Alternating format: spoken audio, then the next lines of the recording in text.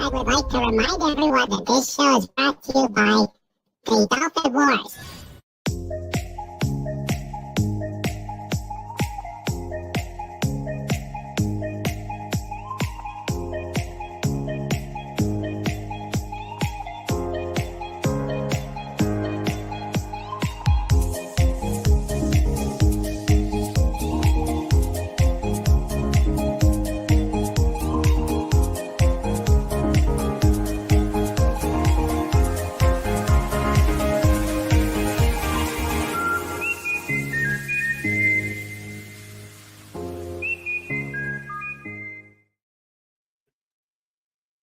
Hello, everybody, and welcome to King Dolphin TV.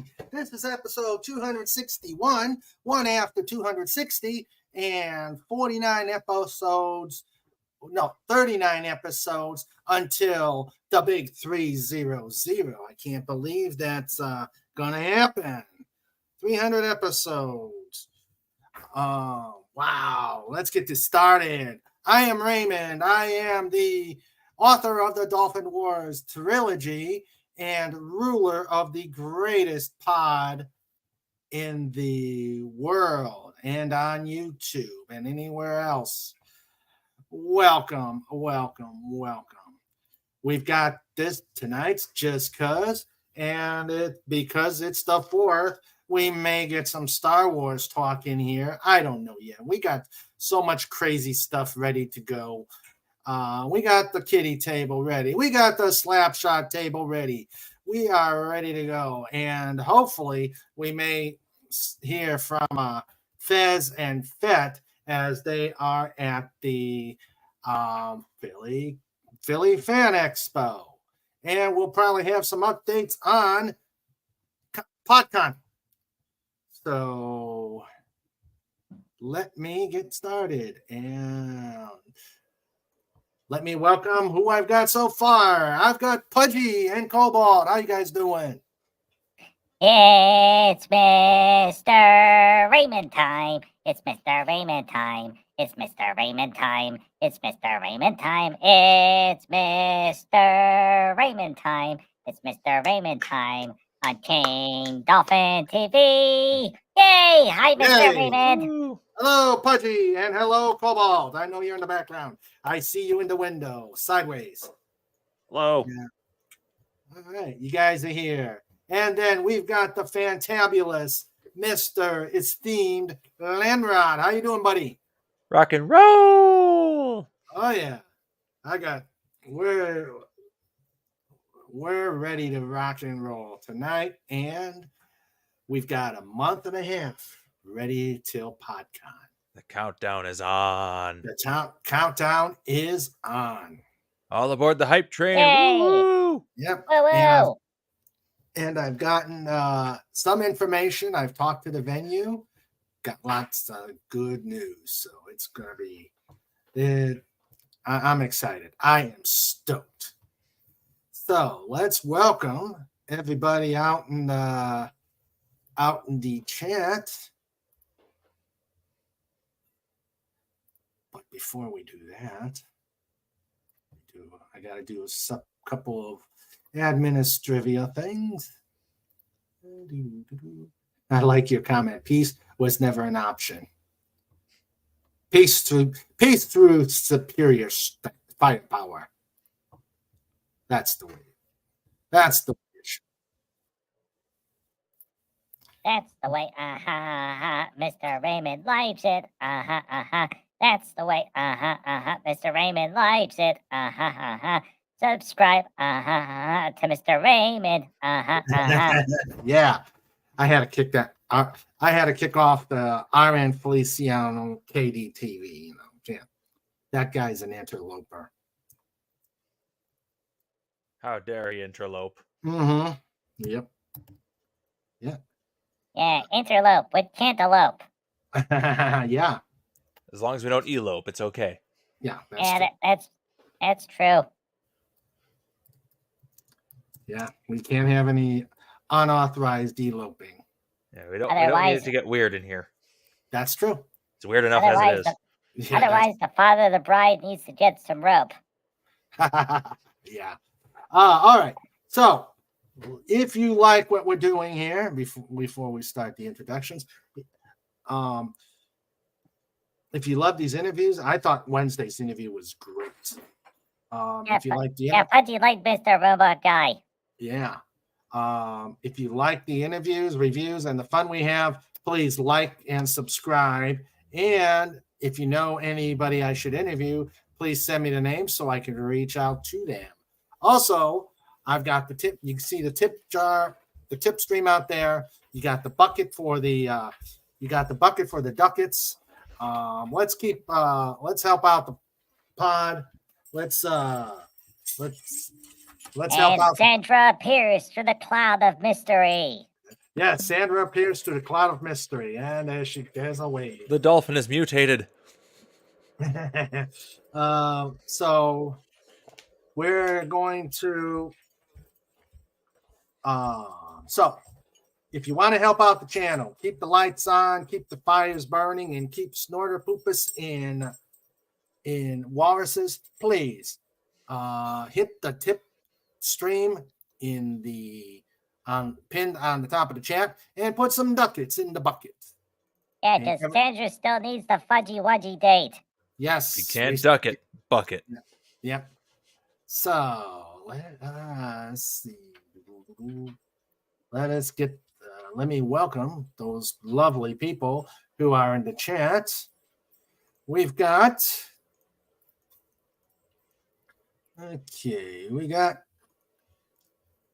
Der Bonsai. Hola, Der Bonsai. Hi. Pudgy hopes everything's fine in Germany. Yep.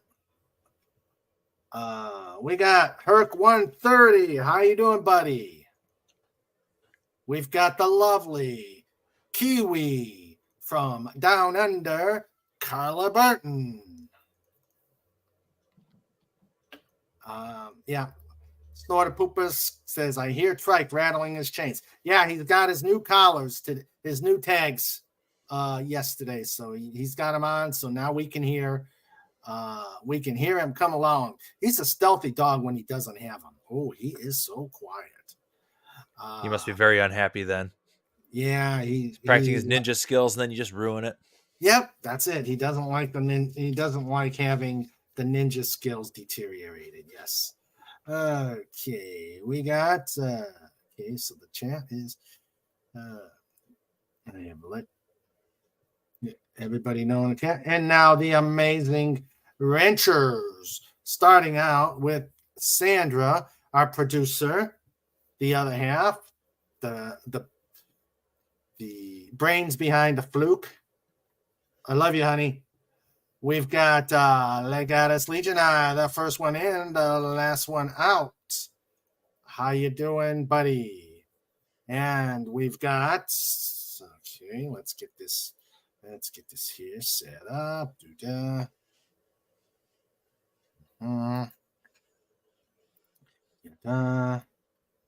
Okay, we are ready. He is. All right. Pudgy Q. And it's time for the hardest working bear on the internet and his puppy dog helper. Snorter Poopus! Q Burr. Dot scream. Hashtag roar. And yes, that you had my other partner, Trike, and he's looking at me with eyes that go down into your soul. He goes deep into the soul. Hey, quit staring. No. Okay, continue, Punch. Sorry, I digressed. And time for the Master of Disaster. Sniffles D. Wait a minute. Cobalt, what happened to the button? Pudgy, Oh no. Pudgy, stop pushing buttons. Look at Sniffles. He's sad now. He's starting to pout because you didn't push the button right. Pudgy, sorry. Sorry, Sniffles. Okay. It's time for Sniffles D. Boom.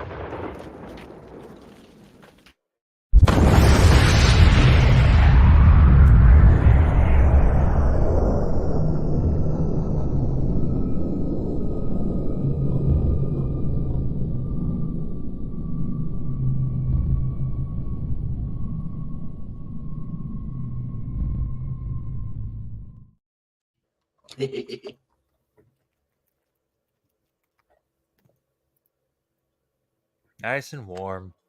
All right, just for that, Pudgy, I get to do the next part. And it's time for Major Kong. Yeehaw! Boom.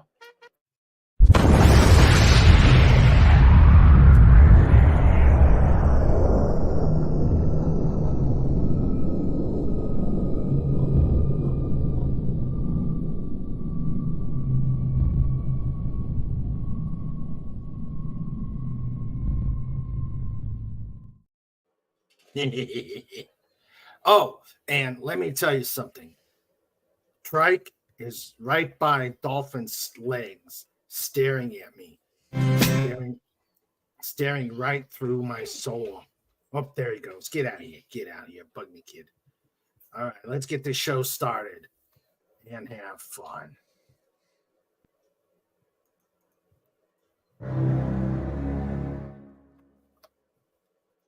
All right. Pudgy, stop pushing buttons. Can't help it. But Too the easy. buttons are fun, Cobalt. Wait, what's that? Hi, Mr. Duck. Oh, God, we got a duck. Hello, Mr. Duck. Quack. Wait, you're We back. You're back to help out with the Mr. Raymond show. All right. Yeah, Duck. Yeah.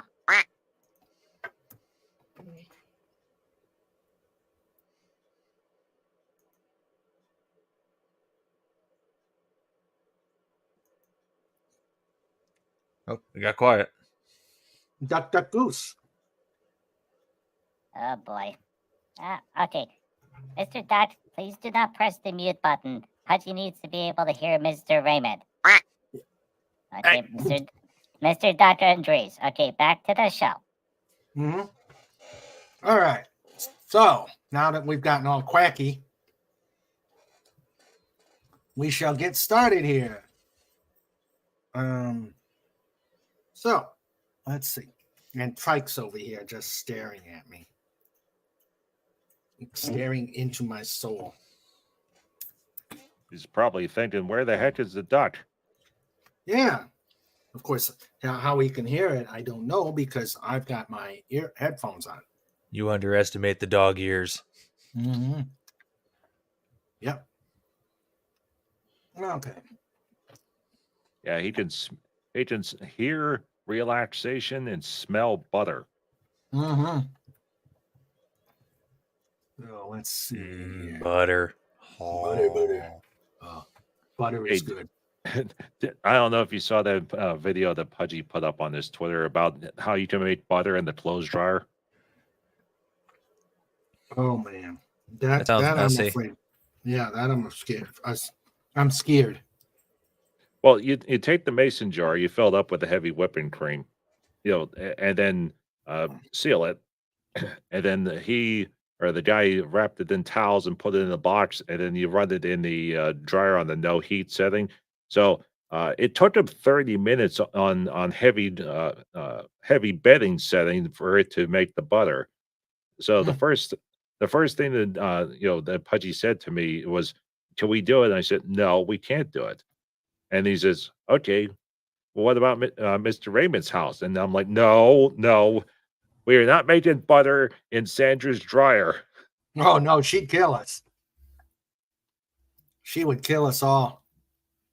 Yeah, all day long, dun dun dun dun dun dun dun dun. Mhm. She shows up and says, "What the heck are you doing, you?" Wait. Oh, okay. Thanks for helping me, Mr. Duck. Okay.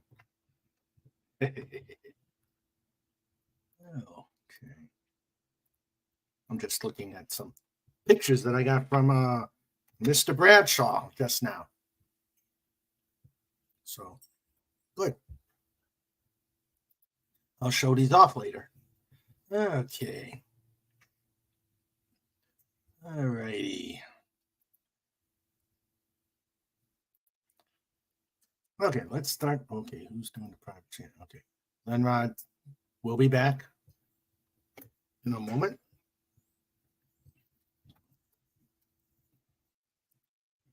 Okay. He's probably watching that Pudgy video, where you make the butter in the clothes dryer. Oh boy. I don't know if that would be a good idea. Well, Pudgy was watching another video that you put the milk in the jar, and then you seal the jar, and then there was a turning handle up top, and it turned a paddle wheel inside the jar to help churn the butter. And the guy said that it was a really, really great idea. You can make butter at 3 times the cost, at 5 times the time, but on the plus side, it did come out tasting better. Oh, okay. Yeah, because it doesn't have all that other stuff that they put in it. To make butter, you need milk, a lot of shaking, and then during the process, they add that stuff to it, and then it's like, oh boy. And StreamYard says live viewer comments show up on StreamYard. This is an example. All right, I don't know where that came from. Click here to subscribe to Mr. Raymond at King Dolphin TV. Yes, that is true. All right. Okay, Lenrod, welcome back. Yep, I heard the line about the dryer, and then it reminded me I have clothes to switch her over. They've only been sitting there for like 2 hours, at least. Well, hopefully it doesn't have any butter in it. All right, just ate a stick of that. We're fine. Oh, okay. Let's see. That's known as Wisconsin beef jerky. Deep fried butter. Oh, yeah. Okay, let's see. Hey, that is a thing in Texas. Yeah. Yeah, you got to freeze the butter, and then they rolled it in the I can't remember if it's cornmeal coating. It's similar to funnel cake, and then they dunk it. Or deep fried Oreos. Oh, deep fried Oreos. Oh, yeah. Oh, yeah. Those are good. I had one for the first time last year, and oh my goodness, it was good. I keep trying to get Sandra to make one, and she keeps giving me dirty looks. So, well, if I could figure out how to make them in the air fryer, that would work. Seriously, if you don't have an air fryer, get one. It's awesome. Okay.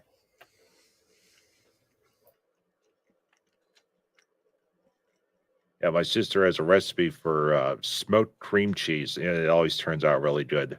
I got the cream cheese. I just need to try it one of these days. The trick is getting it to smoke the cigarettes, Yeah.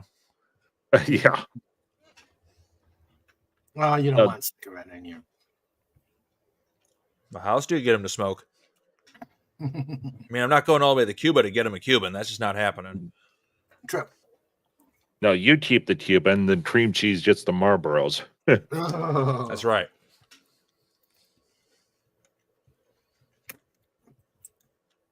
Smoked cottage cheese. I wonder how that would work. But it was cream cheese. But yeah, cottage cheese would probably work as well. That'd be interesting. The key thing is that if you actually put it on the smoker, it works a lot better. But there is a way to do it in the air fryer. It still turns out pretty good though. Basically it's a block of cream cheese, and then you dust it with barbecue seasoning of some sort, and then once that's baked into it, then you glaze it with hot sauce or barbecue sauce, depending on what level of heat you want on it. That sounds amazing. It is. Whenever my sister makes it, basically she has to make 4 blocks of the stuff because it will not, it won't last the day. I imagine.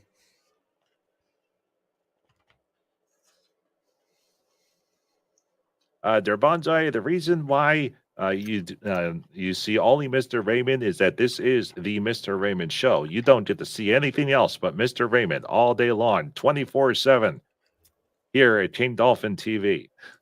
And it's just the glorious dolphin avatar. Mm-hmm. Yep. All right. Okay, let me bring myself back. What the? Okay. Oh boy, Sandra, the Lincoln Social Food Hall's gonna have funnel cakes. Yay! Pudgy love funnel cakes. Uh-huh. Oh yeah. Let me go through the chat first to see what's gonna happen, and then I will give an update. There, got my background. All right. The goddess says, "May the force be with you always." I came back with maybe the farce. Or the funnel cake. The funnel cake. Oh, yeah. Yeah. Snorter Poopa says, "I had to escape back to the cave. Were the Cubs getting too much for him?" Hello, Dalek. How are you? Hi, Dalek. Yo. Oh. Hi, everybody. The Dalek shows himself. Yes. Live from an undisclosed location in the place that was once known as Great Britain. Now it's just another province of the Dalek Empire. Yep. Yeah, it's now known as 4. That's impressive that they get a number 4. Yeah. How you doing, Dalek? I've been not too bad, Pudgy. I've had a pretty busy week. Good. Busy weeks are good. Been going on a lot of day trips this week. Oh, cool. Ah, boy. Visiting cool places. Yeah, I've visited a few pretty cool places. It's on Friday. I actually visited the Liverpool World Museum, which is so I've got some great exhibits there.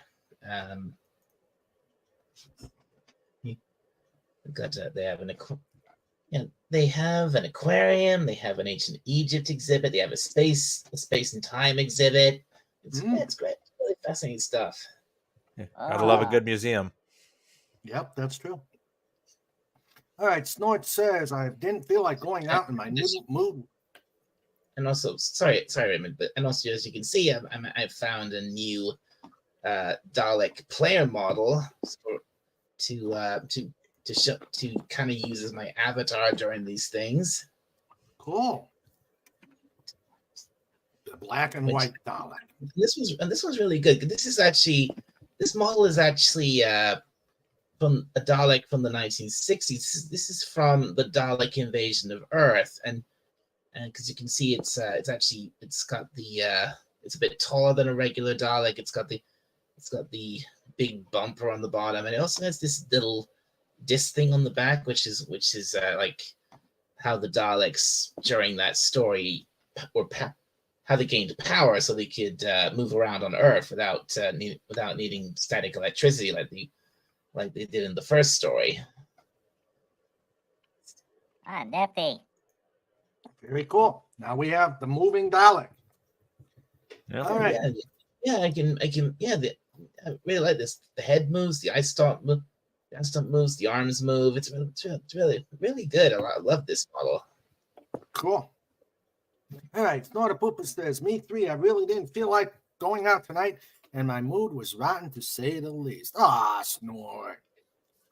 How many people did you devour in the process? Hopefully all of them. Yeah. Legata says, see the thumbnail. We know it. Princess Sandra and the farm boy, who always looks to the stars to see if he can see any flying dolphins. Wow. Them crazy Snort dolphins said, doing their soul swimming. Mm-hmm. Luke Skywalker. Or Legata says, no, Darth Nguyen and his Occam troopers. Yeah. There you go. Sister Burr and I had a kerfluffle, so I came home. I should have told her no when she wanted to have dinner tonight. I knew I was too tired to go out. Legata says, Snort, giving up on having a meal? Who is this Snort in our midst? Yeah, we gotta wonder about that. Well, he probably ate too many seals this morning. Yeah, that's true. I better cut back on his. That's why he'd be tired. Mm-hmm. Tons of food in the cave. Cold storage food over fresh and freshly cooked food. Really? And he says, peace, quiet, no people around. Comfy bed, entertaining stream. It's perfect. Well, hey, as long as we entertain you, Snort, at least if we entertain him, he won't roar and start going on an eating mayhem. That would not be good. Dear Bonsai says, hello and happy Star Wars Day. Yeah. Well, I knew it was May 4th, so might as well just put that on there. Hello, FKHC. How you doing, Tim? Good to see you. Let's see, FKHC. Pudgy hopes they mean hi and not really hail, because Pudgy was outside during a hailstorm and it's not fun. No, it is not. No, it is not. Ask Sandra. That was the one thing that kept me from going to work on my bike that day. It's like, sure, it was raining. I could deal with the rain. But when it started hailing, I'm like, that's where I draw the line. Well, Sandra took her brand new black Malibu to work. And then all of a sudden the hailstorm hit, and it looked more like a golf ball. Uh-oh. Brutal. Yeah. Fortunately, the insurance paid for all of it. Lenrod says peace was never an option. Yep. And neither was quiet. Neither was quiet. Up here in Pennsylvania, we do get hail, but thankfully it's not like the crazy hail. Just Pudgy remembers when Cobalt went out to Illinois, it was a real bad storm, and then the golf ball size hail started to come down, and that did a lot of damage.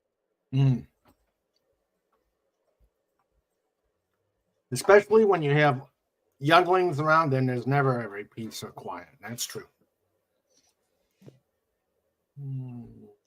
Damn crazy kids. Mm-hmm. That was a fun trip, Pudgy. I got to have ribs made in the Greek fashion.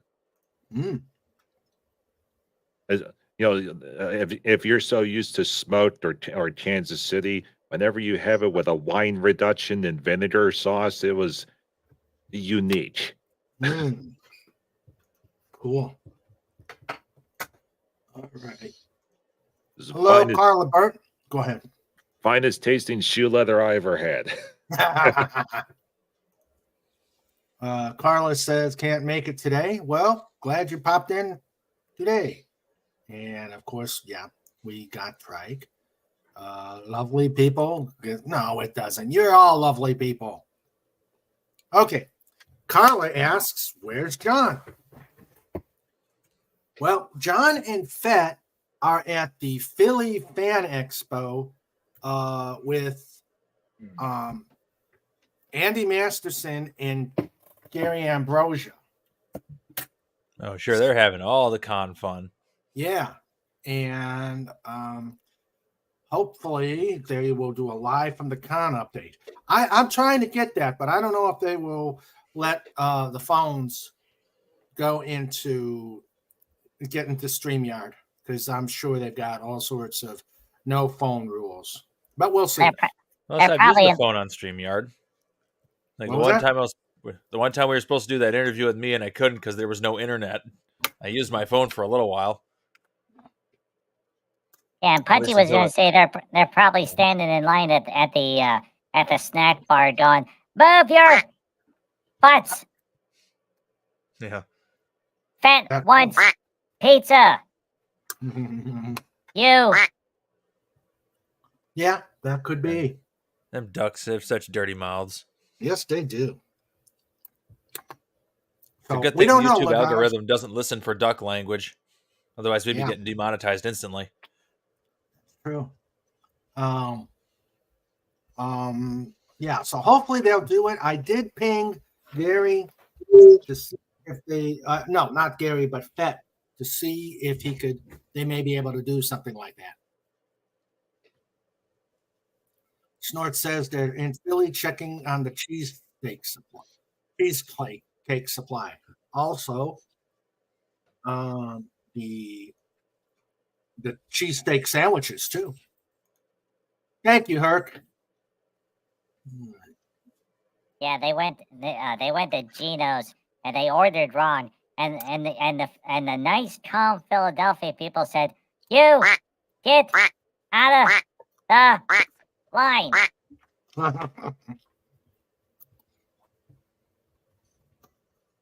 And then they got out of the line because they know how to obey. Seriously, those two cheese steak places, Geno's and I think it's Pat's across the street. You order wrong and they yell at you because they have their lingo. I would just say, "Give me food." Yeah, and then you get a smart response from the lady that says, "Hey, you get over there." I'm from Wisconsin. You have nothing on me. You have no authority. Yeah, Lenrod's like, "I'm from Wisconsin. You get your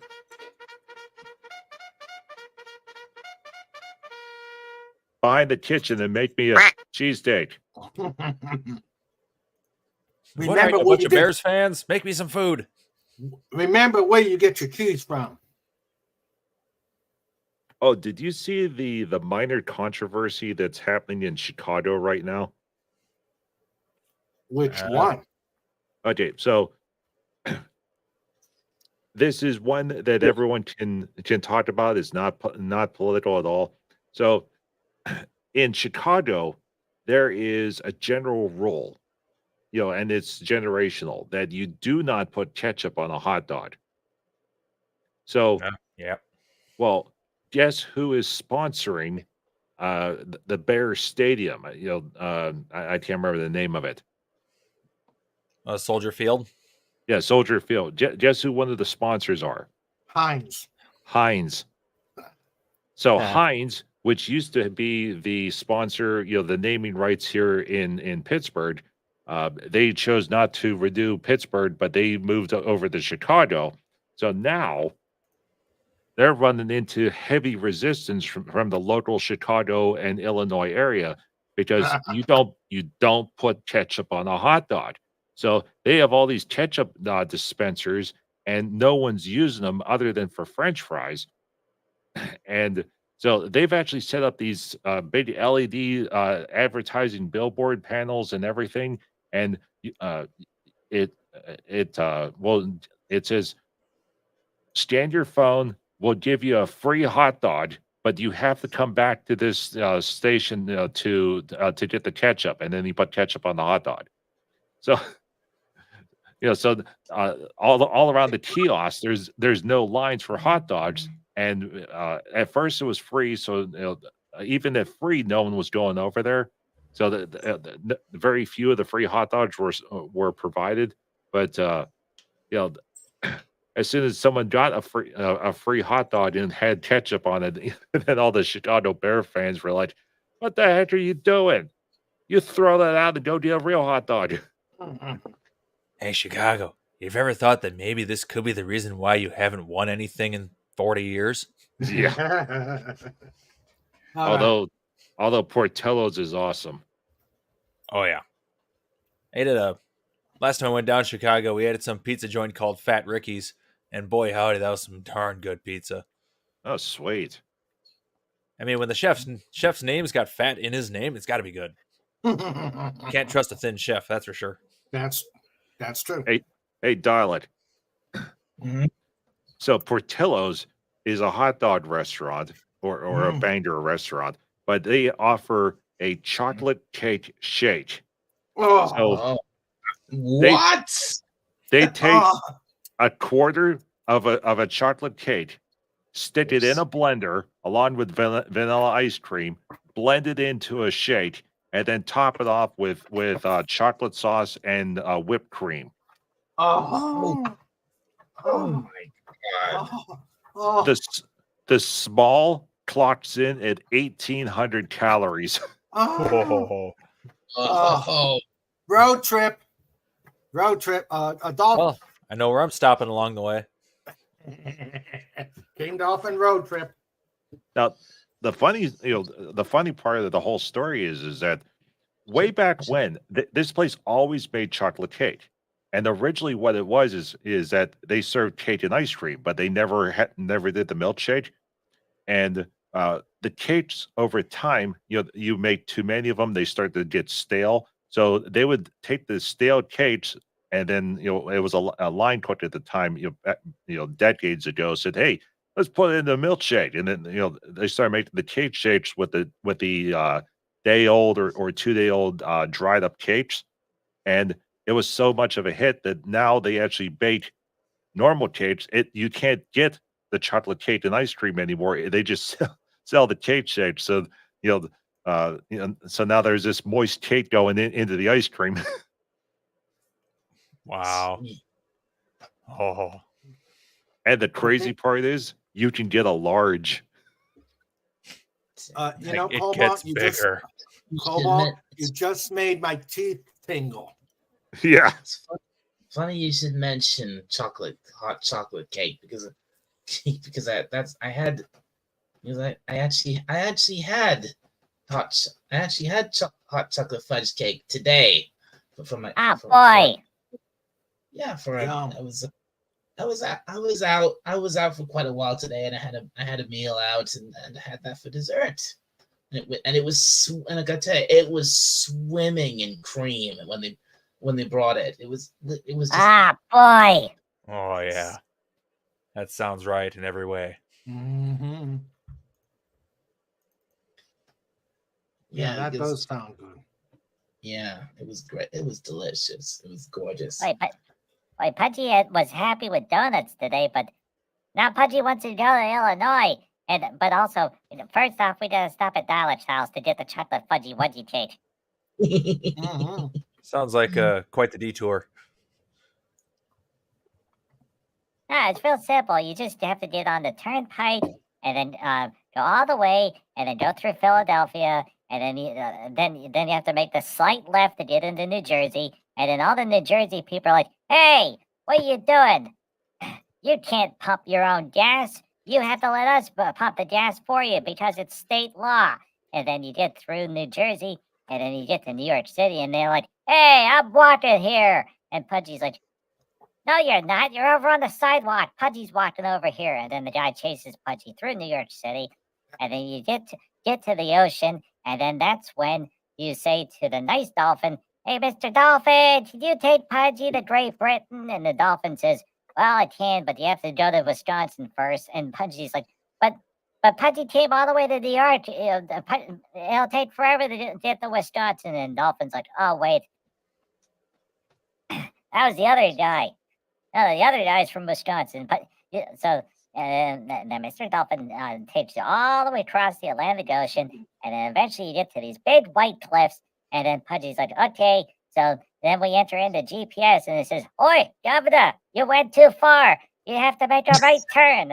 And the right turn at Albuquerque. and then you make a right turn, you go down, down, down, down, down, make a left turn, up, up, up, up, up, and then you eventually make it to London. And then you go up the river. Oh, there's that word again. How does Pudgy say it? It starts with a T and ends in an S. But you go up that river, and every. You mean the Thames, the River Thames? Yeah, River Thames.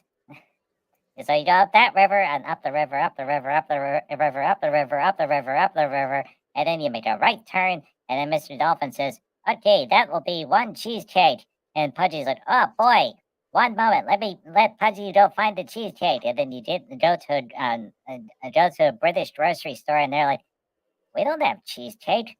And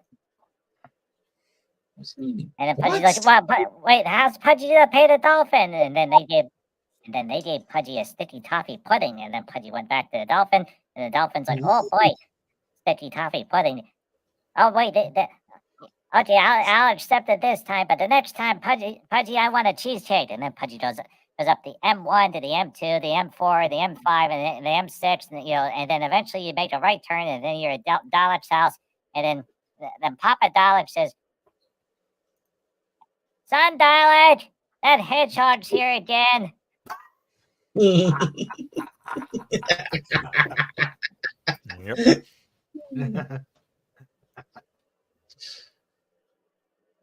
Indeed. But Pudgy, your grandfather came from England, so just so you know, Pudgy, we do have cheesecake here. In fact, just last week or the week before, my mom actually made some homemade cheesecake, and it was whoa. Sandra, can we have some homemade cheesecake for a Cooking with Sandra segment? I suppose. and the way she made it, it had this like strawberry fromage layer on the top, and had some pieces of fruit laid on it, and decorated with it on the top as well. Oh boy. Okay, let's see. May the Fourth salute to Star Wars. I love Dr. Spock. Yeah. Oh, I love the one thing that said, happy Star Wars Day. And then William Shatner put a post that said, when you grow up, you can join the Federation.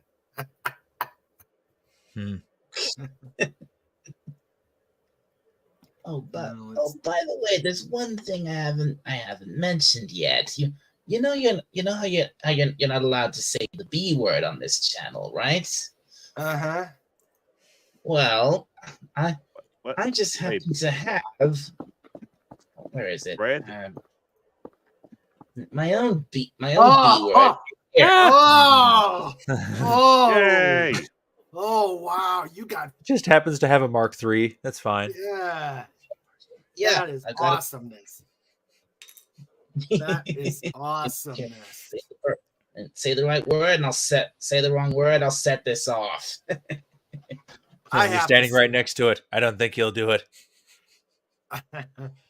Oh man, that is awesome. That would be almost worth saying it. Herc 130 says, "I join you, but we're right in the middle of a bad storm, and you couldn't hear me over the rain and thunder." Well, you be careful, as Sandra says. We had quite the storm this morning. Oh, the great Phantom Outsider says, "How is Sandra supposed to homemade steak?" I wasn't asking for homemade steak. I was asking for cheesecake. Hello, Phantom Outsider. How you doing? All right. So, okay. Let's see. Are you supposed to raise a cow and turn it into a steak, or somehow make a steak at home without a cow? No, we're doing I asked for a cheesecake. Let's see. Dalek shells are blank proof. Even Snort is being careful about it. And Max Redstone's not here, so he can't say it. Okay. So, yeah. The Lincoln Social. What? Said you mean boom? No, I heard it.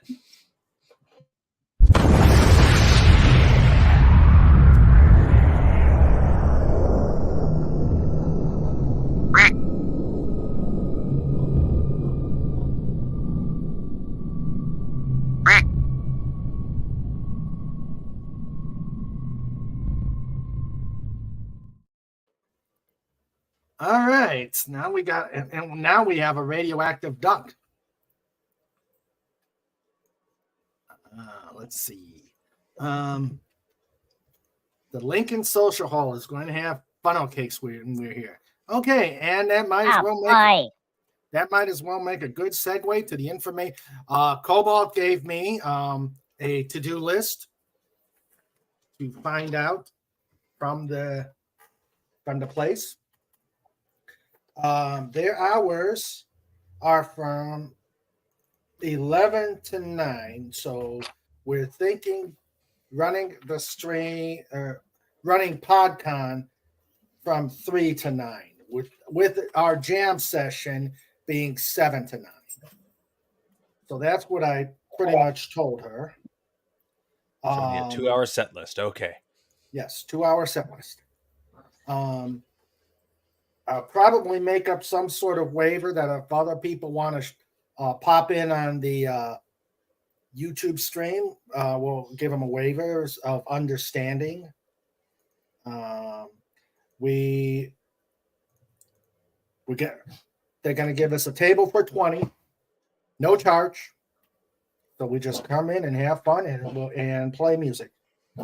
And if you guys remember, I did show a picture of the stage, so it's a pretty good sized stage. Mm-hmm. Here's some woofing. And Trike agrees. As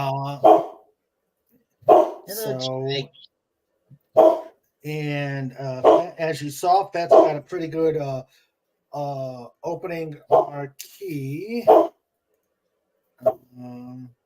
And Glenrod, you're going to like this. What are you barking at? We can bring outside food in. Excellent. The imports. Yes, we can bring those eclairs. We just can't sell them because we need the vending license. And I'm sure those food locations will not like that idea. So, but we could say they'll be available. You know, the pod will have some, and I think if you could, get a little few, for the staff just to show our appreciation. So a stack of eclairs, then I got to smuggle in a crate of Nutter Butters. Mm-hmm. Ooh, Nutter Butters. So that I got all the questions. I got the to-do list on Cobalt. Yay! They're looking forward to us being there. I'm looking forward to PodCon. I should have asked about Wi-Fi, but I think they said they had a pretty good Wi-Fi system. We shall violate their Wi-Fi. What is he doing over there? I don't know what he's doing. So, PodCon is coming along, and let me show you what the Fat Man did for. Yes, Trike, I hear you. Yes, Trike, I hear you.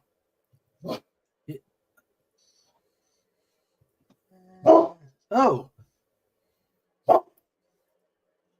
I got a picture from I see a picture from with Gary Ambrosia and Fezman. It's funny the strategically timed woofs in the background. Yeah. Because Raymond's like, I got a picture, woof, from woof. So try Jackson as a swear filter. Yeah. Okay. All right, there's Gary. There's Fez. Yep, there's Gary. There's Fez. I don't know who the guy on the left is. Oh, is that his son? Who, Fez or Gary? Fez's son. I think it is his son. Oh, okay. Okay. All right. So that's cool. Hey, they are in line at the snack bar. Well, the snack bar is in the background. Billy eats. That is the line. Yeah. And they can't go 10 steps without running into a baby Yoda. Yeah. Okay. Hello, Darth. The fourth be with you. I can announce that safely here in the western Pennsylvania region that the 3-year supply of baby Yodas have finally wandered off. So that now it's replaced with Ray fishing rods. Last time I went to Ollie's, they still had 40 of them sitting on the one thing. They're all Zebco fishing rods, so it's good quality fishing rod. It's just got Ray all over it. It's like, why? Just want to scare the fish away or what? Yeah. Honestly, I'm surprised Disney that never got into fishing lures. Can you imagine Ray on a crankbait? And the crankbait is wiggling the water. Is reflecting. There's Ray's dull, lifeless eyes staring back at the fish, and the fish are like, "The heck is that? I'm not eating that."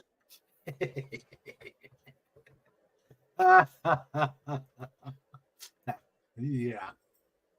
And anyone that got the fishing reference, give yourself plus 10. Okay.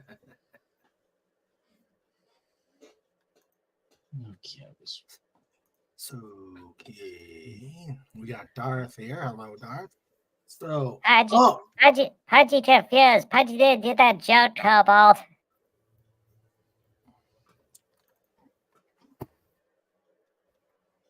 Back to Mr. Raymond. Yeah. Woof. Wolfification. I don't know where he's at either. I don't know where he's at. He's not on his bed. He's right behind you. No, he's not behind me. He's probably next to his mom. He's at the porch. He's at the porch. Behind you. Yeah, he's doing recon, is what he's doing. Yeah. Oh, so he's outside. No. He's right there next to the back door. Oh, okay. I guess he's trying to go outside or what? Oh, let's see. All right. I hope everybody liked the interview I did with Mr. Bradshaw. Pudgy liked the robots and the prosthetics and stuff like that. Got some pictures. He posted some pictures on Facebook, so I'm gonna bring them up. I'm sure he will not mind. I think you saw a groundhog. Oh. That's why groundhogs are jerks. So Yeah. for the to live down the stream for Pudgy. But every time Pudgy goes there, they always give Pudgy a tinfoil hat, and then they want to talk to Pudgy about news. Mm. And Pudgy leaves confused and angry every single time. Pudgy doesn't know what an SJW is, other than salami and Jerky. And wine. And whiskey. Whiskey. And Worcestershire. Oh, yeah, Worcestershire. Use the wrong map Oh. for this. Okay. All right. So, Okay, I am. Oh, Pudgy has an important question for Dalek. Yes, that- Pudgy. Do they sell beef jerky in Britain? I don't. We certainly have beef here, but beef jerky, I don't think so. I don't think I've ever seen it sold anywhere. Wow, a land without Slim Jims. Oh, Slim Jim isn't beef jerky anyway.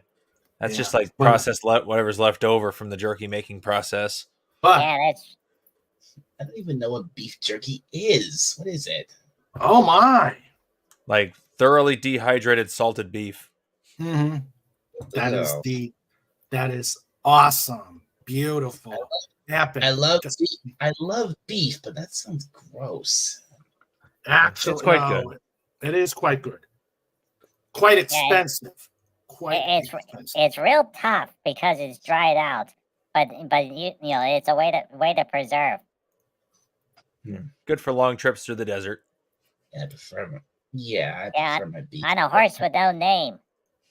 Oh. And Mr. Raymond's trying to stay out of the rain. All right. I got some pictures from Mr. Bradshaw that he. Oh, I didn't mean to do that. I'm going to show. Excuse me for a sec. I need to fix something. Okay, bye, Dalek. Temporarily. Snort says, Dalek, don't listen to him. It's gross. Snort! Ooh, salmon jerky. Ooh, that sounds tasty. How'd you seen that one time? Yeah, but it was real expensive. Yeah. Well, all jerky is. Thanks for the heads up, Snort. Now, Snort likes his meat Taylor. fresh. Yeah. Hello, Taylor Swift, greater than you know what, and you know who. All right. I got some pictures from Mr. Bradshaw. Hey, it's the Comic Relief Crusader. Live from an undisclosed location in Nova Scotia, it's the Comic Relief Crusader. Yay! Hello, Comic. How you doing, buddy? Huge. He's huge. Okay. See that last video he put up? Yeah. Where he's talking about doing the voiceover for that Transformers movie? Oh, no. And I talked to him just before we came on, talking about our project. I thought you were going to know it on date night. Yeah, you need to take Mrs. Relief Crusader on a fudgy wudgy date. Yeah. That's why he says he's tired. Fudgy wudgy. Fudgy wudgy. Fudgy wudgy. Fudgy wudgy. Fudgy wudgy. Okay. Oh, you're going to go tomorrow. All right. Well, hey, if you feel like coming on, like visiting here, come on up. Okay.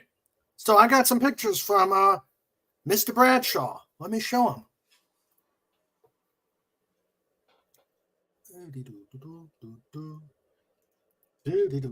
Hit the wrong. I got your syndrome, Pudgy. I'm hitting the wrong buttons. Uh-oh. You gotta stop pushing random buttons. It's not cool. Yep. Okay, here we go. At the airport. Getting ready to get on the flight. There's Mr. Bradshaw with his son. Hey. They're getting ready to do the robot competition. There's cheesesteaks nearby. Yeah. Love the glasses. Northeast Ohio. The cheesesteak. What was that, Punch? That was after the cheesesteak. Yes, that's my. And there's the team.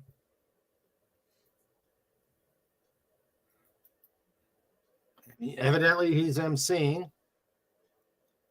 Okay. Here, do I have it on big screen? Do I have it on? Yeah, okay. let's get back to the show.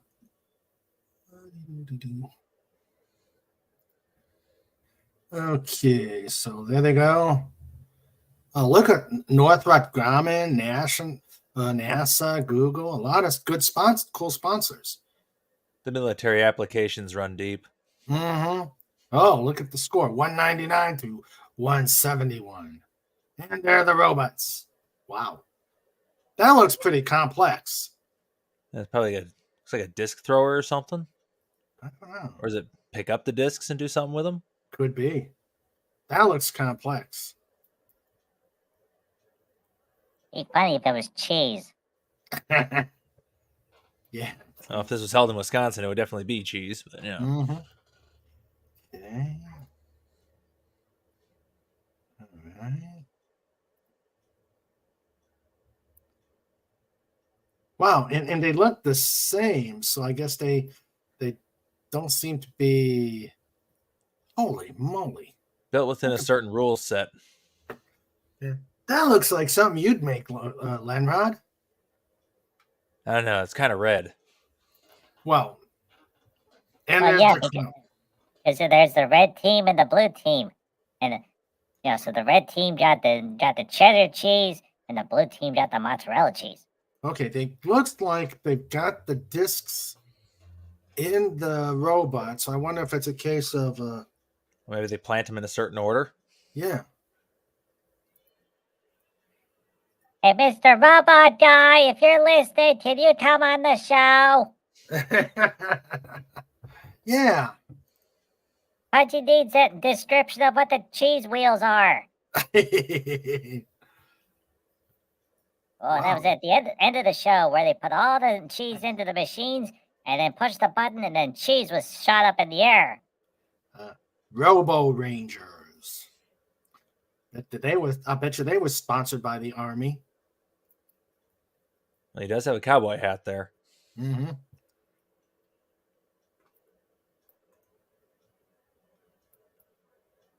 Oh, that looks cool. It must be a bomb tech drone Oh, or yeah. something. Yeah. Yeah, there's Air Force Special Warfare. Yep. Oh. That's probably this display.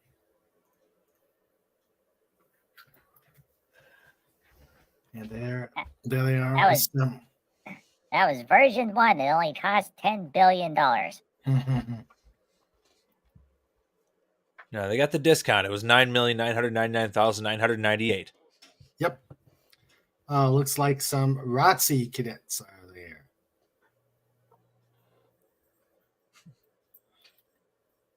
Oh boy! Wow, they've got what? 2 competitions. Yeah. Yeah, the red the winner's cheese bracket and the guys loser's bracket. Mm-hmm. Yeah, red cheese and blue cheese. Ooh. Okay, back to setting it up. Marines, young Marines. Yeah, they have the access to the heavy ordnance cheese. Yeah. Okay. This is the high density cheese right there. Yep. Yeah. Okay. Ooh, this one is wheeled.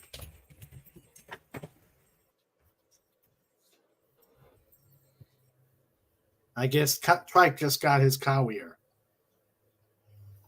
Screaming Eagles. Nixa High School, JROTC.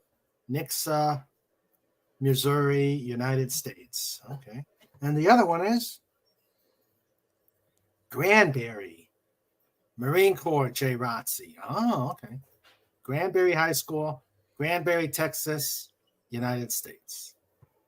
So Army Marine Corps rivalry. I don't see any Navy there. Clearly, they have no need for robots. Yeah. And there's the cheese all in a line. Just remember, in the Navy, Pudgy, put your mind at ease. In the Navy, everybody gets string cheese in the Navy. Yeah, they already ate the cheese. That's why the Navy isn't there. Yeah. They're like, yeah, we're shipping out. We're just going to take the cheese with us. I wonder if those machines are made to toss the cheese rings into the bucket. Mr. Robot Guy's gonna watch this show and he's gonna be yelling at the television set, "Those aren't cheese! Those are crackers!" Big, huge crackers. Huge. And not in any of the pictures, there's a guy standing with a puppy dog. And the judges go over and they say, "Hello, Mr. Wallace. How's Gromit?" It's the wrong trousers, Gromit. All right. He captions, "Congratulations to the Robo Rangers of Fort Wayne, Indiana. They will join their Alliance partner, the Warriors from Lutz, Florida, in the Vex Dome to vie for the title of National J-ROTC Vex Robotics Competition Champion. Good luck, teams, as you compete against the winning alliance from the Spirit Division." Oh, okay. Whoa. Now that is a serious limo. It holds a lot of cheese. Yeah. Oh, there's the bar in said Stritch limo. Wow. Well, you got to have the wine if you're going to have the cheese. Mm-hmm. And there's Mr. Bradshaw at probably looks like there's a bowl and it must be his granddaughter.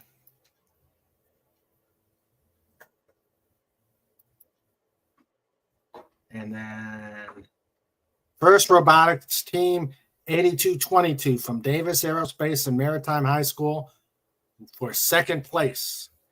Ooh.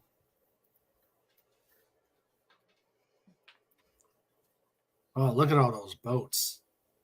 To be smuggling cheese. How Beat you to it, got that Pudgy. cheese in the first place? Say what? So how do you think they got that cheese in the first place? Good point. Let's see.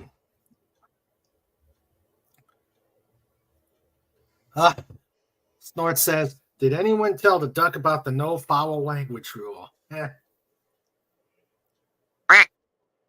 He says no. And I'm pretty sure he doesn't give a duck. Yeah. Snortapoopa says Lutz is pronounced Lutz.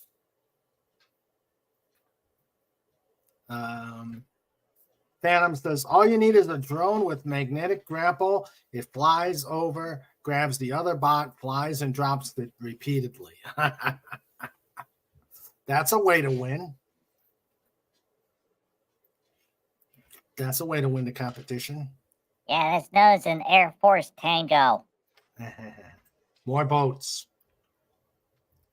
Airplane. There's no loading in the red zone. You can only unload in the white zone. No, there's no loading in the white zone, only in the red zone. Wonder what airport that is. Hello, sir. Mr. Bradshaw and And the lady that brought in all the cheese. All right. I think this is their trip to Ecuador. The director of queso. Yep. Okay.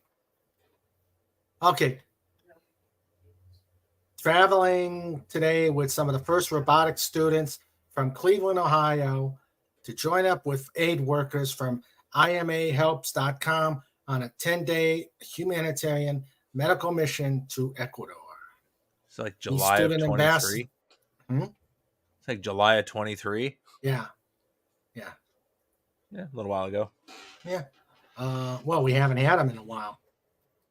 Yeah. The student ambassadors help to make 3D prosthetic hands and arms for children in need, and will be delivering them personally. Our thanks to the Great Lakes Science Center and our sponsors for making this life-changing trip possible. There's the airplane. Okay, so they're in Cleveland. Indy airplane. Ooh. Oh, sure, they let him in the cockpit. Well, they're on the ground. Yeah, he promised the pilot cheese. He's got a full scholarship to Embry-Riddle. Nice. Nice. Wait, Pudgy, are you hungry? Yes? Okay, give me a moment. Is a magician who can conjure cheese known as a cheese whiz. All right. Mr. Duck liked that one. Huh? Mr. Duck liked that joke. Yeah. Okay, so that gets Snort onto the kitty table. That's where he wanted to go all along. Yeah. So let me stop the screen here. So to be honest, who's going to stop him from just going to the kitty table? That's true. I mean, no one could snort. I mean, no one can stop Snort. But here we go. Snort. Well, there is one way that you could stop Snort, but the guy that invented it, let's just say he is now making cheese for Snort. Mm-hmm. He did not cross the polar bear. Or a bot that shoots a positive and negative line onto the opponent and delivers a 50,000 shock and fries the other bot circuit. Taser bot. Okay. Oh, sweet. A robot that makes tater tots. No, that's tasers. Taser bot. Yeah, it's got a 50,000 drum of tater tots and it's going around going dut, dut, dut, dut, dut, dut, dut, and Snortopoopas is just there laying in his cave with his mouth open going, keep 'em coming, keep 'em coming. I could see that. And Snort says, when is Pudgy not hungry? And Snort is pleased that he is at the kitty table. Okay, back to. Well, we'll go back and show those later on. Ooh, that's a nice backdrop, Dalek. Yay! Yeah, it took a That- took a bit to basically get the setup I've done here. I've changed to a different map. Because remember I'm doing all this in a game in a game called Gary's Mod. So okay. I've changed the map. I've got a bit of a setup here. I've got that B word I showed you earlier on. Well, I've set that. That is now set up on the planet on this planet behind me. Mm-hmm. And I've equipped the remote detonator. And if you don't subscribe to Dalek, he will make that planet disappear. I will set the B word off if you don't. If you With get the it, yeah. earth, with the earth shattering, you know what? Where is the Ludium Q96 explosive space modulator? Yep. Yeah. That's good. Where's the earth shattering? Exactly. Okay. I got another sighting from the Fan Expo. Wait. Tater Tot bot number 2. Okay. It's Tater tot bot. Tater Tot casserole. Oh, that's good stuff. Yeah. I think I had one earlier on. The Fat Man! Oh boy. Yep. Next to R2. And of course, rocking a Doomcock shirt. Yep, of course, rocking a Doomcock shirt. And 4 people got the reference at the convention, and 3 of the 4 giggled, and the 4th one was like, "Oh, we do not want to tell Kathleen about this."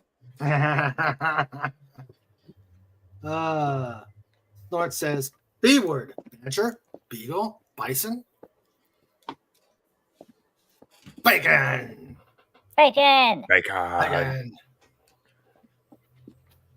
A dad looks on the moon. A dad look on the moon. Since today is the 4th, did anyone ever wonder how the Emperor explained to the general population how Alderaan just suddenly left?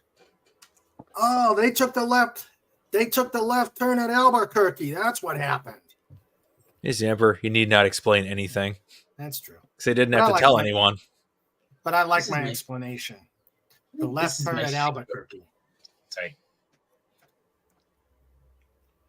I think this is, I think this is my favorite map to play on because it's a big, literally big space map with lots of planets and things like that. And I can very so it's very good for doing stuff like playing around with the TARDIS add-on here. So because you can fly between the planets, you can dematerialize on one planet, and materialize on another planet. It's you can do all kinds of stuff like that here. So it's great. It's a great map.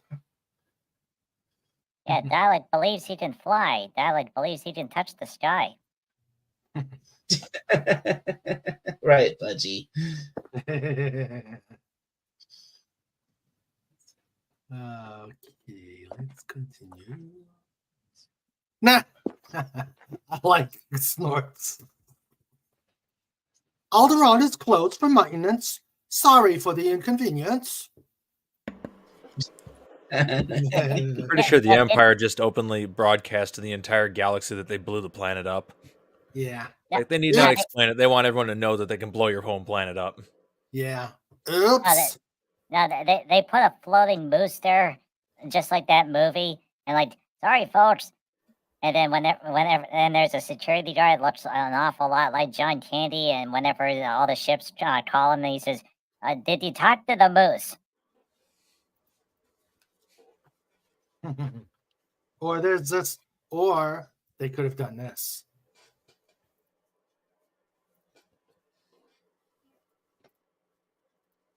Then, wait,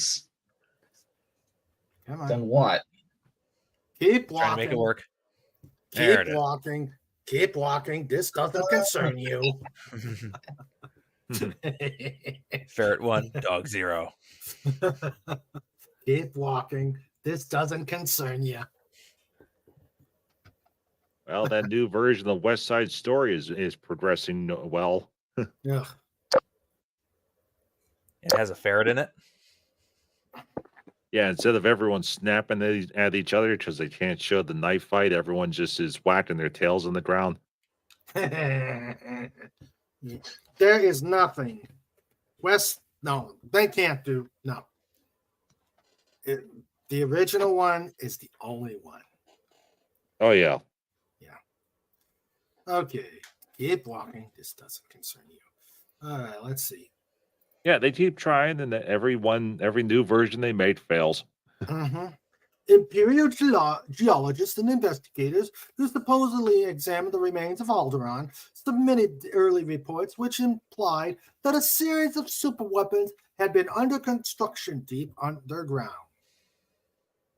On the planet, and it was theorized that one or more of the hypothetical Alderaanian superweapons had misfired and ruptured the planet's crusts. Okay. Then there was the second story. Somebody pulled someone's finger. Oh. Jabba the Hutt's finger. Yeah. And there's a reason why you don't pull a Jedi's finger, because there's a great disturbance in the Force, and then the planet went away. Yeah. The disturbance was the Force. Yeah. It's an odd cause. Taxes, revenue streams, whether produce or products Alderaan made, all now off market. Also, if anyone had investments on or in Alderaan. Yeah. And I agree, Darth. Rogue One was pretty good. Yeah, it was their only bright spot. It was the one movie that KK didn't have a say in. Yeah.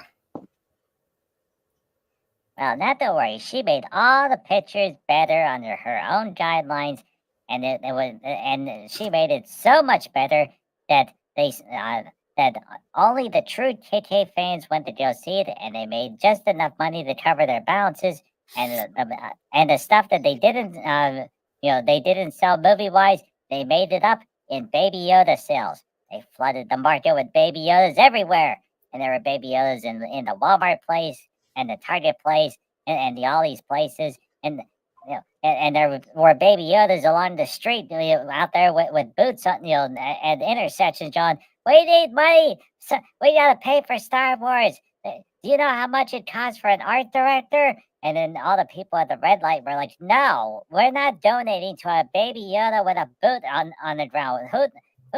How do we know you're just not gonna go to the Outback Steakhouse up the road and get a bloomin' onion?" And the Baby Yoda says, "Huh?"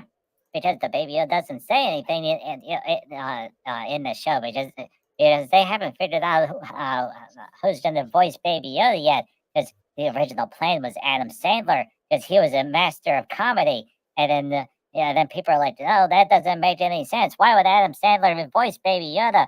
And that's the reason why you should subscribe to Mr. Raymond. I mean, Adam Thank Sandler you. voicing Baby Yoda would be an improvement. Dibbity doo!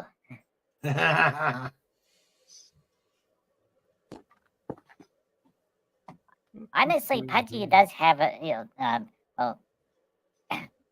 Pudgy ponders sometimes. Uh-oh. Did I hear a ponder? Yeah, Pudgy ponders. Deep thoughts. Uh-oh. Deep thoughts with Pudgy. Yeah. Let's see. Where is it? Pudgy ponders. Okay, Pudgy, the floor is yours. If sweet dreams are made of cheese, where did the cheese come from? Ooh. Well, who am I to disagree? Yeah. Sailing the seas, sailing the 7 seas for easy cheese. Yep. Everybody's looking for something. Mm-hmm. Yep. Second, Pudgy ponders. What happens if you actually complete the neutron dance? Hmm. Does that result in nuclear fission? I don't know. I guess it depends how many neutrons it releases. Yeah, that's very true. That also explains how the Daleks are able to power themselves, because inside the alien creature that is working the controls, they're busy doing the neutron dance. And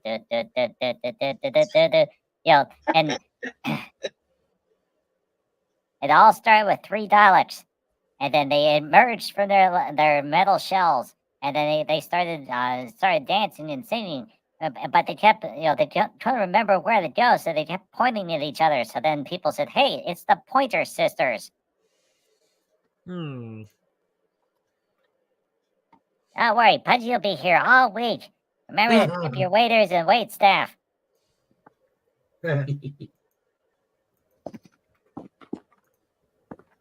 Number 3. Okay, so today is May the 4th, which is Star Wars Day. Okay, so that means we are obligated by federal law to think about Star Wars for at least 5 minutes. Otherwise, George Lucas gets sad, and then he decides, you know what? I'm gonna remake E.T. again, but instead of E.T., we're gonna replace it with Ewoks. Ooh.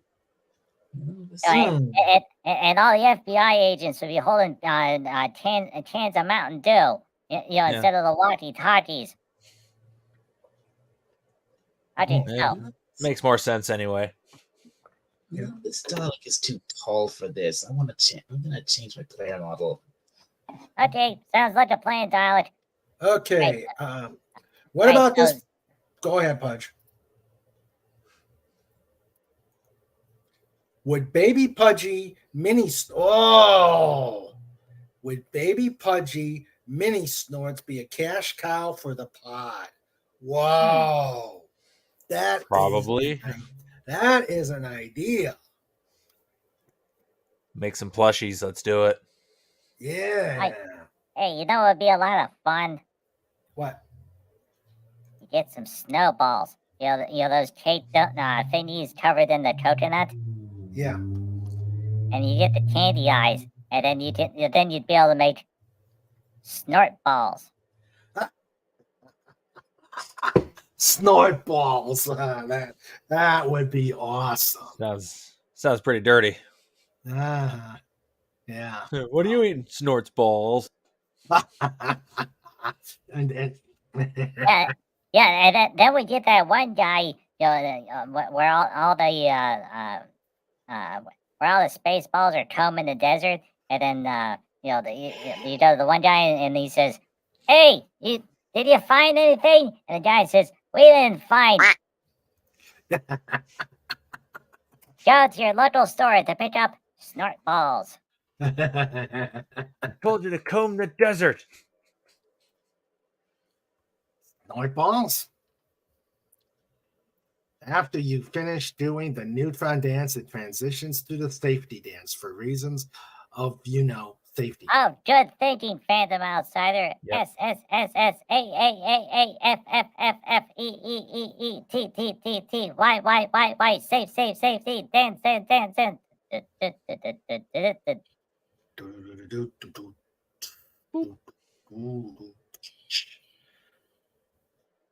Ooh, Baby Pudgy Mini Snorts. I wonder who I can get to make that.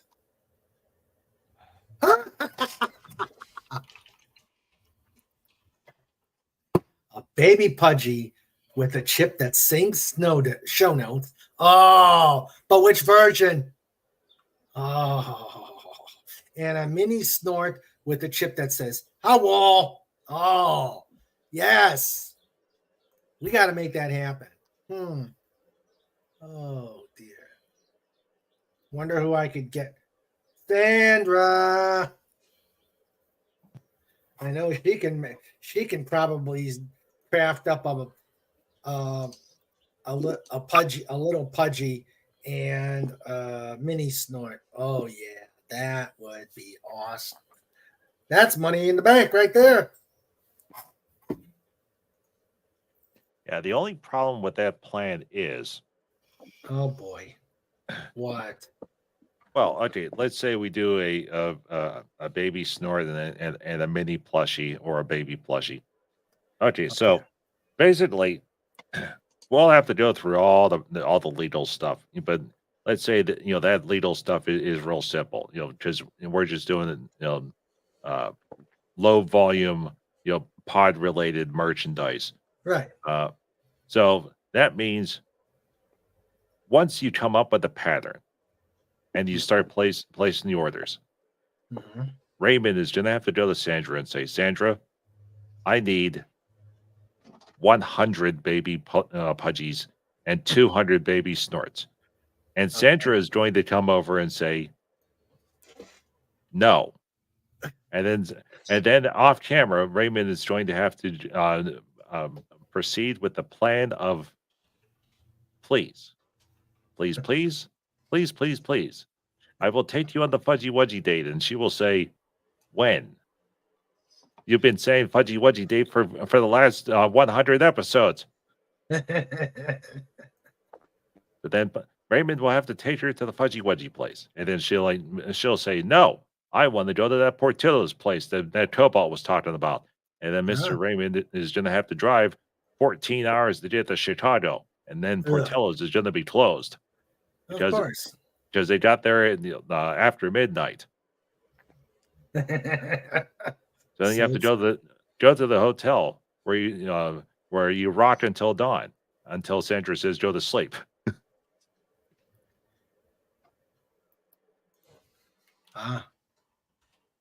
Ooh. And then after getting the Fudgy Wudgy date and the giant chocolate shake, then you're going to need a couple days to recover from the chocolate shake, and then you're still going to have 300 to make. Actually, Sandra laughs at him and tells him to do it himself. But it'll be pure profit.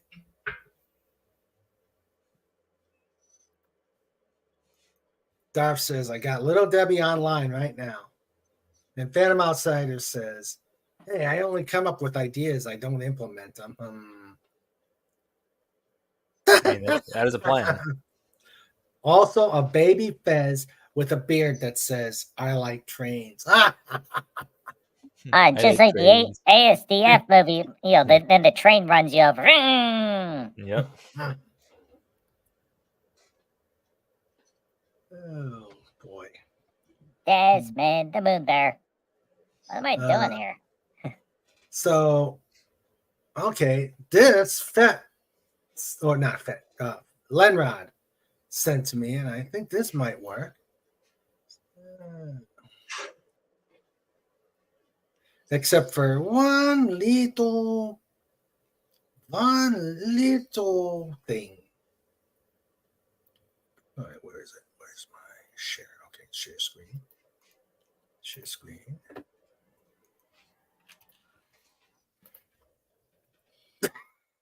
Why did it hit her? Why did all of a sudden the business end of the polar bear came up? Because it's snort. Baby snort, baby snort, baby snort, baby snort. Snort says, ponders how much to charge for the use of his likeness.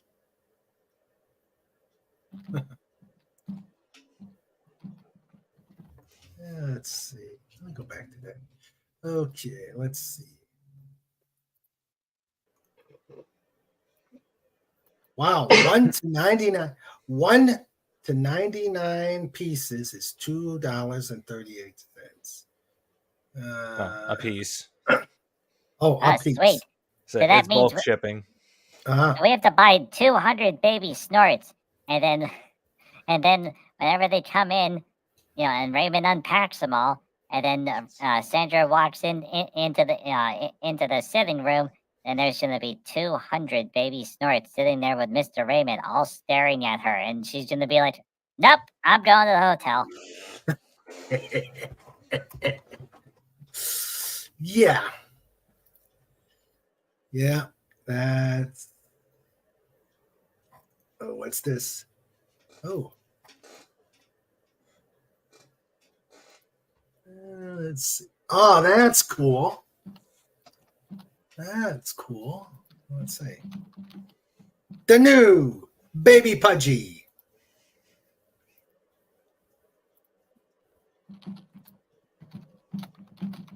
There's the Baby Pudgy.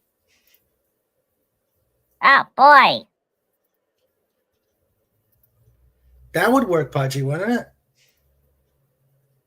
That's a neat hedgehog. And so it's only 75 cents. And then you'd have to buy buy at least 20 of them. That would be $15. So you buy 100 snorts and 20 pudgies. So you have 120 stuffed animals surrounding you. And then Sandra says, nope, I'm going back to the hotel again. Just buy like 5,000 of them. Ooh. Just fill an entire room, nothing but pudgy plushies. So and then Sandra opens the door to do laundry, and then all the pudgies start pouring out like tribbles, and she's like, Raymond! And the music starts playing just out of nowhere. Oh, show notes? Yeah. Hello, Agent Pepsi 1. How you doing? Come on up. Come on up. But Mr. Raymond's granddaughter was really loving to be like, oh, Grandpa, I want to go in the pudgy room. These knockoff Sonic toys are hilarious. I'm not a big Sonic. Well, no, I take that back. I did play a Sonic game back in the day. Yeah, just now I'm perusing through Alibaba, which is all just Chinese manufacturers and stuff, and the unlicensed Sonic knockoffs are just hilarious to look at. That's just Okay. Okay. Sandra laughs at him and tells him to do it himself.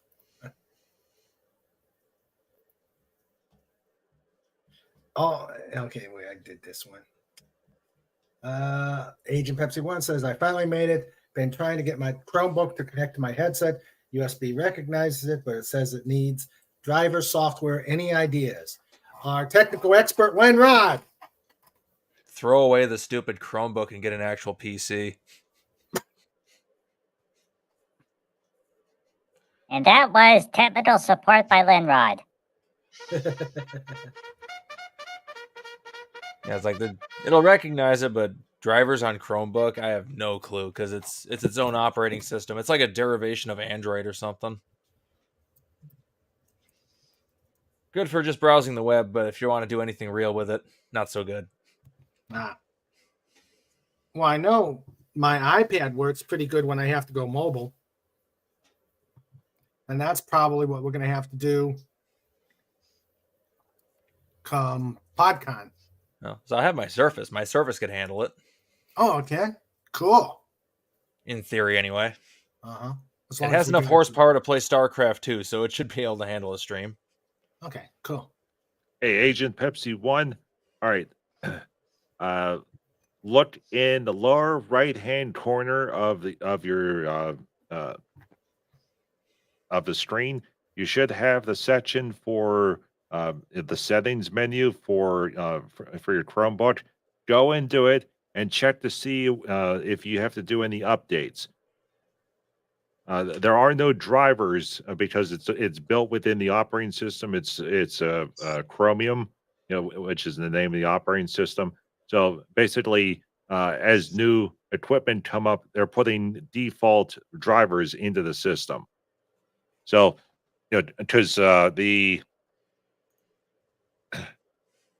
Mama Eagle has a Chromebook, and her keyboard, not her keyboard, her mouse stopped working. So even though we tried the trick of unplug and plug it back in, it would work temporarily before it would throw that driver message, and it was because the system needed to do an update. Yeah, so check settings, go into software update or into about, and just double check that you don't have any outstanding updates. It should fix it. There you go. There you go, Agent Pepsi 1. Yep, that makes sense. I know King Dolphin TV's technical staff would work it out. I still say pitch the Chromebook. Or wipe it clean and put your own operating system on it. The USB worked the last time she used it, updated itself a couple days ago. Oh, yeah. Yep, that would do it. I'm making extra money on laptops right now. It's kind of nice. Mm-hmm. Once again, me as the tech support for the company is coming through. They're handing me all of the old laptops throughout the building, and at $50 a pop, I'm just refurbishing them. Huh. Oh, sweet. I'm literally just factory resetting most of them and installing a fresh copy of Windows. That's it. Nice. Like, I'm doing no work for $50 a computer. Hopefully no one's watching. No, you are doing work. You're performing laptop refurbishment at $50 an hour. Like $50 every 5 seconds. I just set 3-4 of them up at the same time, all installing Windows. Just like, all right, just gonna let them chill. I'm gonna go do something else. Hasn't used the headset then. Does the Chromebook have like a built-in speaker / microphone that you could use, Agent Pepsi 1? It should. But the key problem is you would still have the echo issue because the audio would be coming out of the speakers as she's talking, so it would pull that. That's why you need the headset. Hey, here's a thought, Agent Pepsi 1. Do you have a second headset? It might be something wrong with the actual hardware. What I do with the Chromebook is browse the web and chat on here and Friday Night Frolics. The Chromebook has been a blessing. Normally very. Okay. Yeah. Which that makes sense, though. That's what a Chromebook is built for, is just browsing and chatting and stuff like. Mm-hmm. Yeah, it's a very simple laptop. Good it for does what it's supposed to do, and it does it well. yeah, it's good for elderly and for for children. Yeah. So you'll be able to. Well, I'll have my iPad with me, but you said you'll probably bring your Surface. Yeah, I'll definitely bring the Surface with me because it's small and lightweight. Okay. Question: are we gonna need? No, we've gone without. I've seen adult jams go without a soundboard. I mean, everybody just hooks up their own amps, so I don't think that's going to be a problem.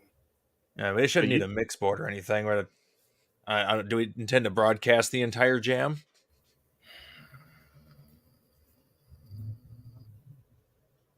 I don't see why not. Well, if we're doing a live music broadcast, then you wouldn't want to broadcast it on the show because of potential copyright. Yeah. Now you could record portions of it, edit it, and then do little 30-second clips or 1-minute shorts, for that purpose. But even then, you're still bumping into the possibility of copyright. It's one thing with the group being technically a cover band, it would still live performance at the social food market versus internet broadcast. I wouldn't recommend it. Yeah.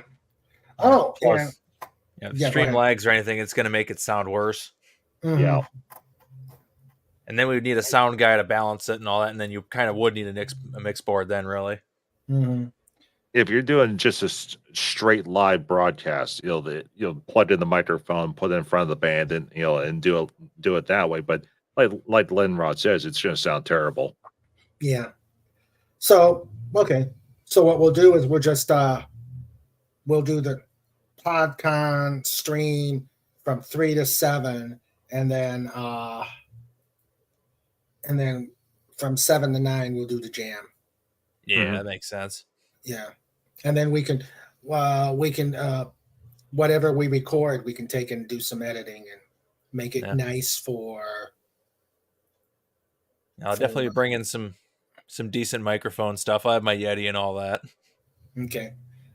Let's see if I can get some decent sounding recordings of the whole thing. Yeah. Still need to figure out what songs we're going to play. Yeah. I know Rainbow in the Dark was one of the songs on the list because it's got that keyboard part in it. Mm-hmm. If we want more keyboard stuff, we need to think of more keyboard songs. Yeah. Baby shark, baby shark, baby shark, rock and roll shark. Let's do it. Yeah. Let's see. I know I suggested War Pigs as another one because I just want to jam that one out.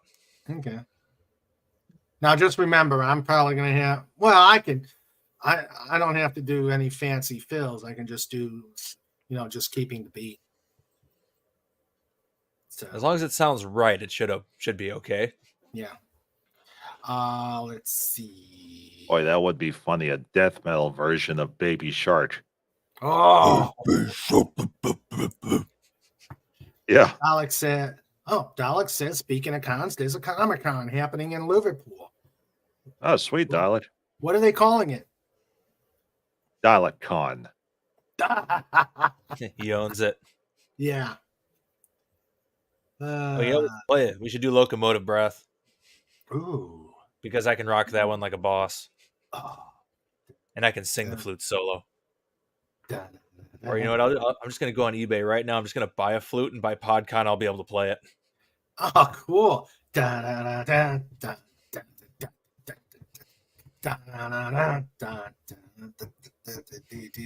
In the shuffling madness. Let's see here. Last snort of poopus breath. No. Oh, yeah, another one too. Eastbound and Down, but do it with the snort lyrics. I'll bring him. I'll bring the lyrics. Boy, I know I can play that one. That's an easy song to play. The bar staff is going to be so confused. They're playing everything. There's going to be all these locals from Gettysburg going, what the hell is this? 1 minute they're playing Sabbath, now they're playing country. What is going on here? Now it's death metal Baby Shark. Oh yeah. Oh, this is gonna be great. This is gonna be great. Agent Pepsi 1 says there is a Liverpool, Louisiana, about 50 miles from here. Okay. Oh, sweet. The site formerly of a slaughterhouse. Yeah. Wait, I thought. Wait a minute, Agent Pepsi 1. I thought you were in Utah. So you're closer to. She's in Mississippi. Oh, she's in Mississippi. Yeah. Well, that explains a couple of things. Pudgy, why did you tell me she was in Utah?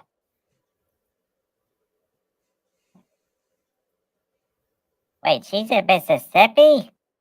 Yeah. So wait, so Utah's right next to it? No, Utah's out. No. Utah's above Arizona. Oh.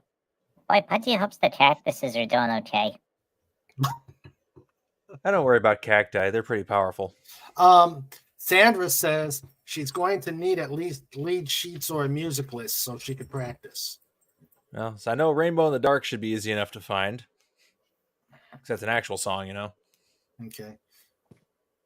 Try to think of other songs that uses a keyboard that would work really well. Mm-hmm.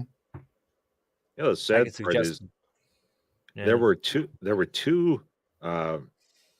record/music stores that were, you know, around Pittsburgh. You know, Sam Goody, and then there was another one.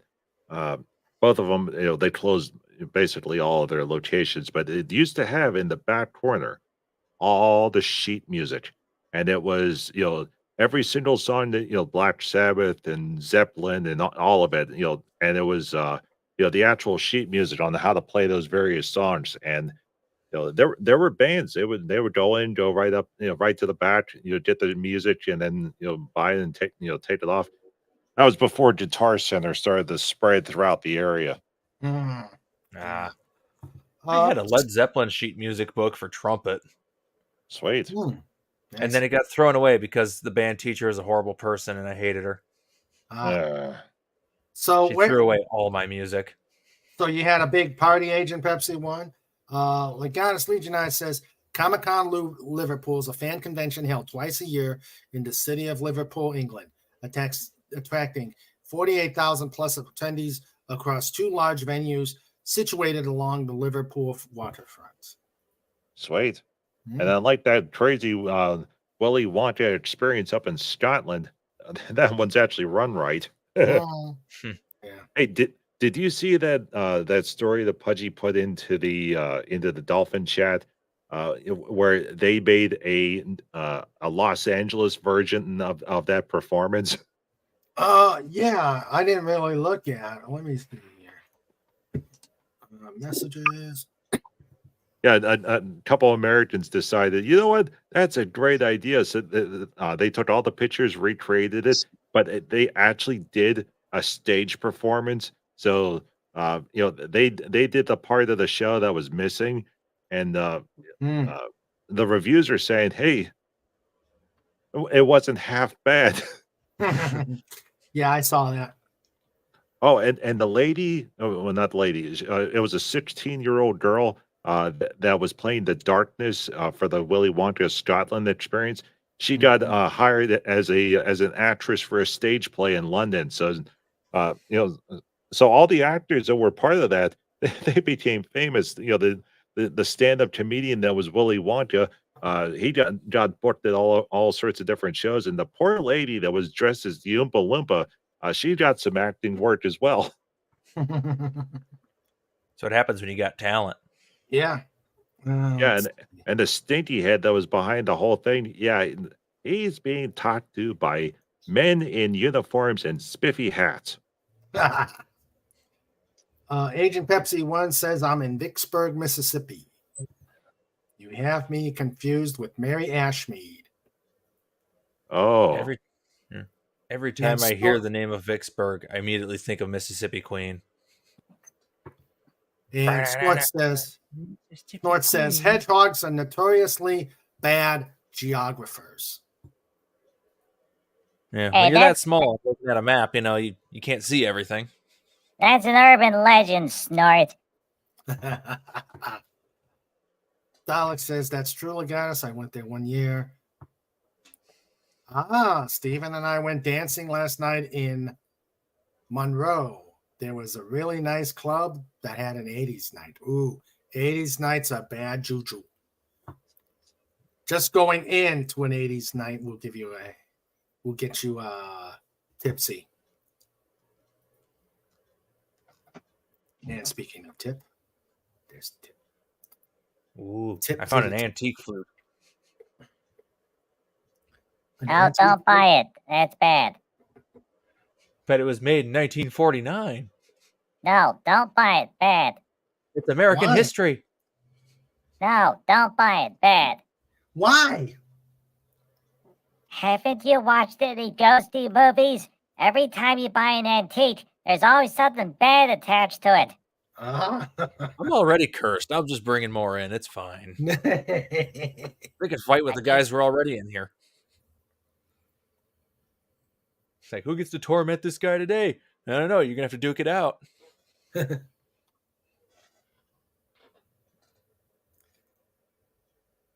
Remarkably good shape considering how old it is, though. Good shape. We used to love going out dancing with Raymond.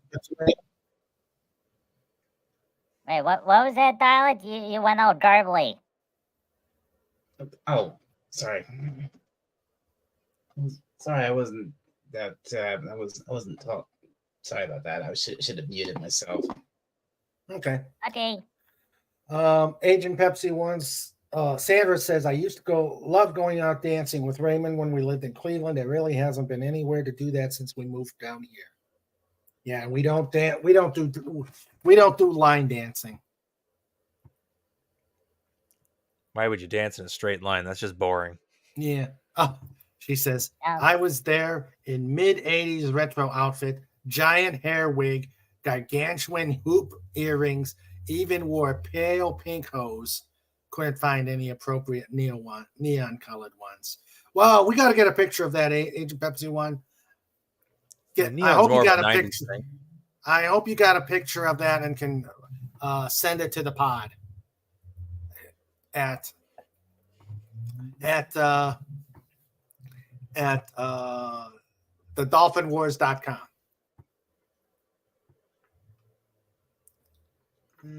Tell Pudgy's heart. Pudgy's achy breaky heart. Pudgy just doesn't think Pudgy understand. Mm-hmm. There we go. $30. Beginner flute. It's a Bundy. How old is it? Fairly new. Okay, so the pad should still be fine on it. Yeah, that's the other thing with the antique. Any wind instrument, especially clarinets or saxophones, you don't worry about the pads. Yeah. At least with brass instruments, you don't have to worry about pads per se, but but the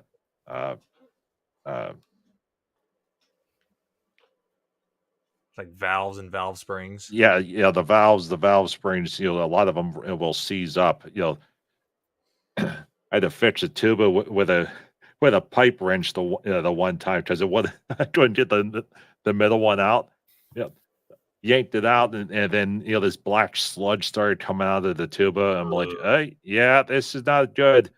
So this is what happens when you don't clear the spit valve. Yeah, so took off all the valves. Had a leaf blower, and the band director, he comes over and says, "What are you doing with the leaf blower?" I said, "Watch." And I tipped it over, and all this sludge starts coming out. He's like, "Yeah, give me the leaf blowers." So connected it up to the top, into the bell, and blew it that way, and forced, kept turning and changing and turning and changing, and I'd say about half a gallon worth of sludge came out of that thing. So left it outside on the on the smoker's patio. there's all these smokers walking around like, what are you doing? We need to dry out a tuba. Yeah. That sounds disgusting, though. Oh, it was an old one. You know the saying, they put it away, or they played it hard and put it away wet. So, Yeah. Did get it running though. Eventually, it still sounded pretty good. Once you get it all cleaned out. Oh yeah. I also ran a peroxide through it, which is bad for brass. But given the sludge that came out of it, I'm like, I don't care. Strip the finish. I'm like, it doesn't matter. At least I now know it's clean. You just boil the whole thing. If you could get a vat big enough, anyway. I am not driving, at the time, because they didn't have a car, but there's no way I could walk all the way up to the Army Navy surplus at 2 miles up the hill to go get a vat that, or a big tub that big, and then drag it back down 2 miles. Because the band director wasn't going to lend me the van. I don't know if you slip him a Benjamin, Whereas this is probably back in the day. You could probably slip him an Abe Lincoln and it'd be fine. Yeah.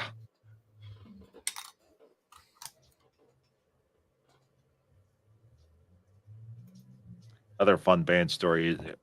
Whenever homecoming would happen, they would invite back all the old people that were in the band a long time ago. So we would get an interesting mix of old timers that would come back. Well, this one guy in his 80s came back and he wanted to play, and we're like, "What instrument did you play?" And he says, "I don't remember." And so we actually had to show him the instruments, and then eventually he's like, "Oh yeah, I used to be a trumpet." "Oh yeah, no problem." Got him a trumpet. He, someone pushed him in his wheelchair up the parade route, but he had the best time. Yeah, that sounds like a good time. Like you could do the marching without actually marching. Someone else is doing all the work. Yeah. We tried to make a deal with the Shriners because they had the little cars, and they were like, "Can he drive the little car?" And they said, "No, this is our little car." This is the days before Pudgy came to visit, and I said to the Shriner, I'm like, "Hey, okay, what if he sits on the cart?" No one gets to sit on the cart because they were the ones that would pop the wheelies. So yeah.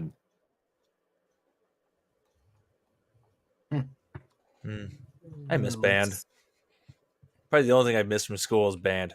That and lunch. Yeah. Everything else could kick rocks. I hated school with a passion. Did your school have Italian dunkers? What? Italian dunkers? Okay, so this is a school lunch story. The high school served something called Italian dunkers. Now, in the grand scheme of things, they are very simple. It was 2 hoagie rolls. Actually, no, it was one hoagie roll split down the middle, and it was coated in a heavy amount of butter, garlic, and Parmesan cheese, and they ran them through the broilers. So it was two huge Italian dunkers, and then there was a big cup of marinara sauce with more Parmesan on it. It was so good. That sounds good. That there would be lines that would go through the entire school. It would go, through the lunchroom, up the stairs, down the hall, because it was all the maintenance staff, all the teachers were there. The ladies that that were working the back, they brought in triple shifts just because of how popular the Italian dunkers were, for obvious reasons, and cost and manpower. They only did them once a week. But that once a week, they made all their money. Oh, I can imagine. Yeah. Simple recipe, but awesome. Our foodstuffs were largely simple. Our food was made by an army of little old ladies. Sweet. But it was always tasty. I always filled up like a fiend every lunch period. I was the first one in the lunchroom and the last one to leave. Why did I knew that was gonna you were going to say that, Lenrod. As a growing boy, I need my nutrients. Yes, food is life. Food is life. Was that still in Wisconsin? Oh, yeah. Okay, so that would mean German, Italians, Polish. I'm trying to think what else is real. A whole bunch of people. Probably Mennonite as well. Yeah, this area is almost entirely German and Polish. Yeah. I think there's a few Norwegians buried here and there, but for the most part, it's like 99% German Polish for this area. Mm-hmm.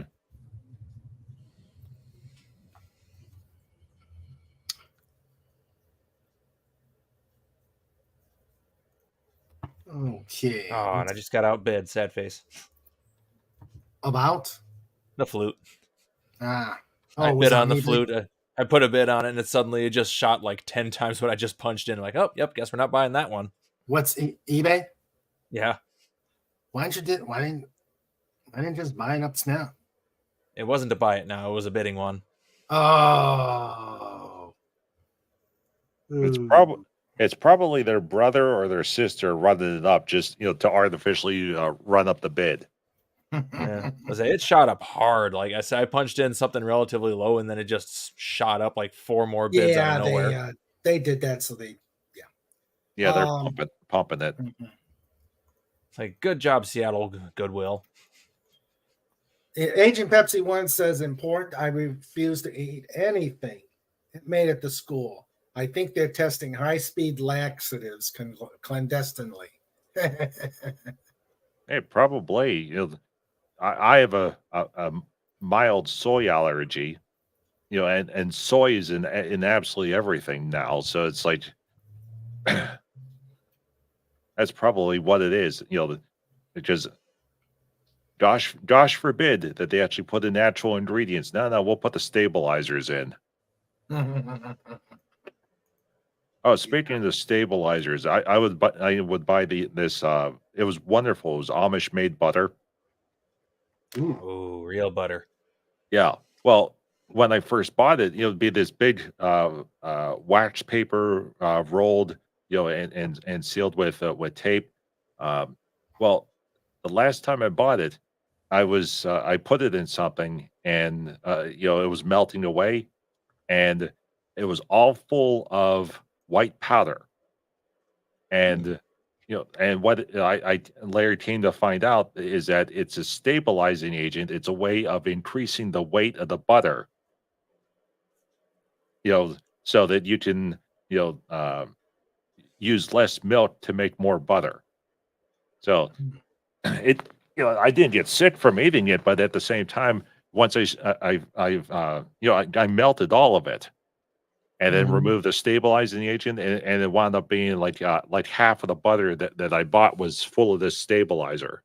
Ooh. Huh. So I stopped buying that. I said, you know what? I'm just going to switch back to the stuff in the tub. I live in rural Wisconsin. Real butter is readily accessible here. Yeah. Oh, by the way, Trike is right behind me snoring, in case you're hearing that. Mm-hmm. I was wondering what that odd noise was. That's Trike. Hail Trike. My goodness. Yeah, that's him. That's him snoring back there. And he must have ate heartily. He's in a food coma. Mm-hmm. Mm-hmm. He's like right next to me, and the microphone's like right next to me. So he's like, yeah, everybody can hear him. Let's see. Yeah.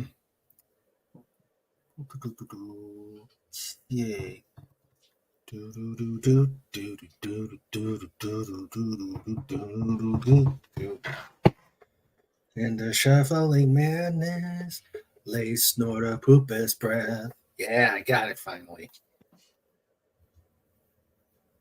Snort a poopus breath. I'm pretty sure I'd knock out a camel. Yeah. Yeah, it would. Oh boy. Okay, let me show you some more of the Ecuador trip. Let's see. I get a cheap brand new flute off of Amazon. Oh, like $70. let's see. Yeah, Mr. Robot Man goes to Ecuador to find queso. Okay, here we go. The queso apocalypse.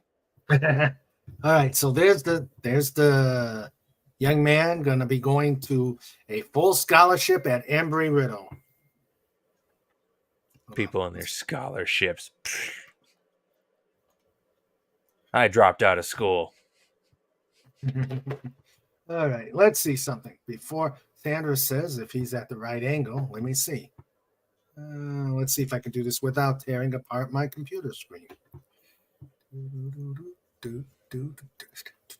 Oh, now I've got the locomotive breath earworm.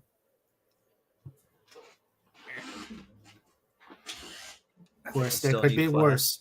There could have been worse earworms. Yeah, I'm still in E flat. All right, here we go. And the shuffling hedgehog. Lays pudgy breath.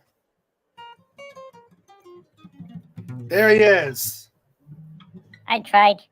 Hey, Again. See, that's how close he is to me. He's just owning the chair. Yep. And he is snoring very, very loud. Yes, Agent Pepsi 1, that is Mr. Trike. Yep, there he is.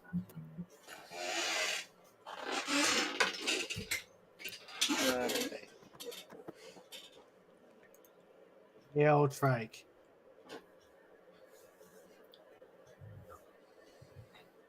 Okay. Let's see. No, Pudgy doesn't want Mint Mobile. Go away, Mint Mobile. He is recliner trained like Dipsy. Yeah. In the shuffle and madness, Agent Pepsi formulates her plan. World In the shuffle and madness. domination. In the shovel of madness, Yes. Agent Agent Pepsi formulates her plans. It World doesn't quite work. Yeah. World domination is in her path. Oh. Yeah. Oh, wait, I thought I put you on the. I put the. All right, let's get back to you. King Dolphin TV in color. So, well, I hope you get the flute. That would be, I think, locomotive breath would really be. Yeah, I just have to buy the flute and learn how to play it in a short time. Yeah. Shouldn't be hard. I haven't met an instrument that I couldn't learn. Are we gonna try Sunshine of Your? Are we gonna try Sunshine of Your Love? Yeah, we can do that. Okay, good, because that one I can play. I can channel my inner Ginger Baker. Fortunately, I got the should be video. able to sing it. Fortunately, I got the video of me playing, so I can take a look at how I played, even though it was on a stupid. No, I did play it on a. I remember that video. Kit. That was an electric kit in that one video, wasn't it? Yeah, and then on one live jam, I played on a real kit. Let's see. Yeah, problem with rotating drum instructors. I'm kind of like I'm probably going to be doing a lot of practicing over the next few weeks to get my drum beats done. It's going to be the fills that are going to be the pain. But I can go without a fill. I can just keep the beat. So I think this is going to be great. I think it's going to be great. I think Agent Pepsi 1 should come with a tambourine. I've got those. See, Agent Pepsi 1, we got tambourines. You ought to come with. I got tambourines, maracas, and spoons, and I have an entire music studio full of instruments, and I just keep adding to it. Oh, because I play everything. That's what we're going to. Agent Pepsi 1, you're going to come with a mini skirt. You're going to come with go-go boots, and we've got the tambourines. You can be the front woman, the front empress of the pod. Play Josie and the Pussycats theme. I was thinking that same thing. She says, "Have you ever heard the Josie Jam?" Yeah. Josie and the Pussycat. You people will vote for me in November. I promise to bring back the spoil system and disband all vestiges of democratically elected government, becoming Empress Natasha. I submit, peasants. Well, what room does King Dolphin have in this? No, Natasha the First. Wait, we're gonna have an issue with Empress Natasha and King Dolphin. One rules the seas, one rules the land. That's simple, right? That'll work. Don't have me saying I would be declared a war criminal in any war zone. Oh God, why are you not up here? I know you got only a speaker, but I'm sure you could have figured something. You could figure something out. Let's see.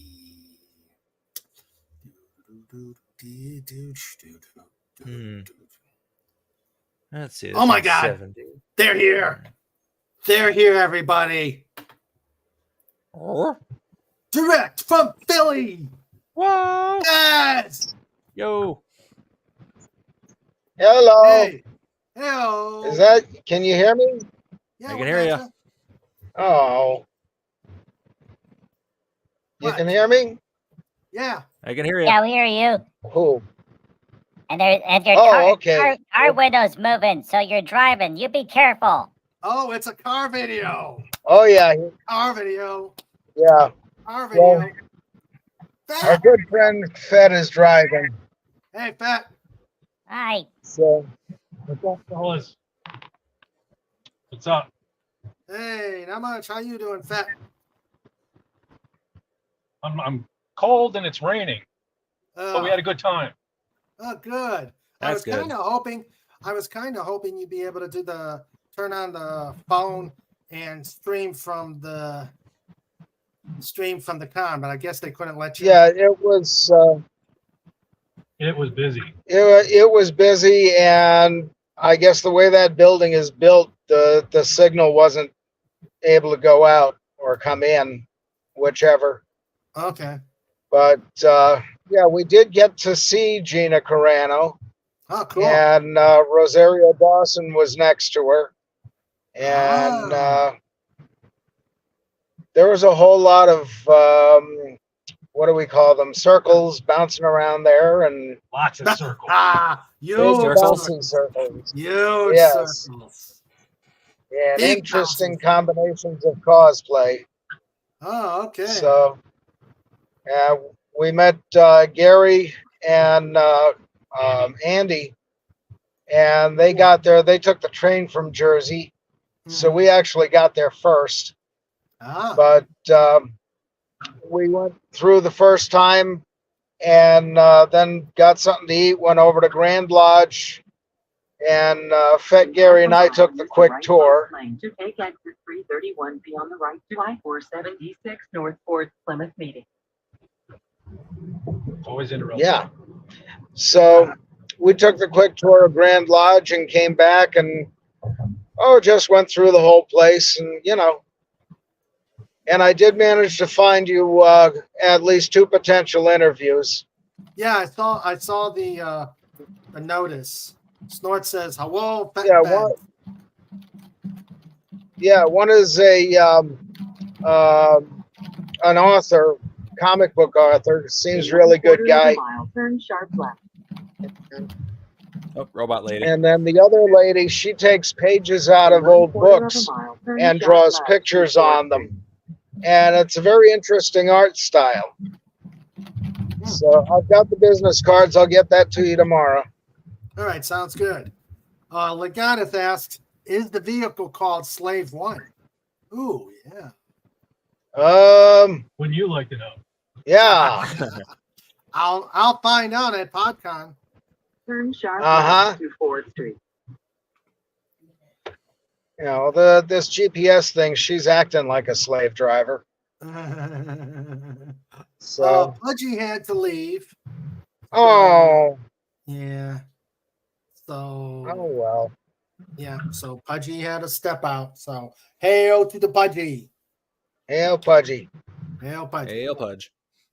And hail all of you guys from all of us guys and all you girls and puppies and polar bears. Did you happen to talk up PodCon to Gary and Andy? Because it'd be great if Andy could come at least. We didn't specifically talk about it yet, but we're going to. Okay. I've been trying to talk it up to him and seeing if he could come up there. Yeah. Come up to Gettysburg. And yeah, I think that's doable for him at least. But we'll turn right to Marion Avenue and then turn we'll right. talk some more. Okay. Well, glad you guys can make it. Where you guys headed home or? Yeah. 1/4 of a mile, turn left to Bullitt Avenue. At least I think that's where the lady in the GPS is taking us. Pudgy waves, hugs everyone, scampers off. You take care, Pudgy. See you next week. See you next week. Yeah. But turn left to Bullitt Avenue. I bet you got a lot of swag. I got a little bit from Andy. I didn't really prepare for swag, and you know, in 600 feet, turn it left. didn't seem like. Well, we did get. In 500 well, we'll feet, talk. turn left I'll to send you an Pleasant email about that. Don't want to say it on the air, but there were people handing out things for free for money. I know what you mean. Yeah.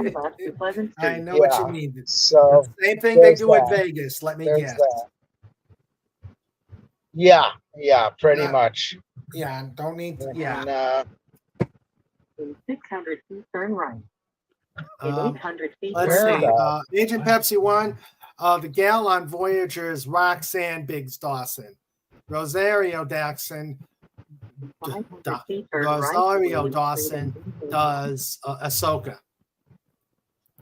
Yeah, and she was the in Men in Black or Men in Black 2. I forget which. Street and then turn right. Yeah, I think it was Men in Black 2.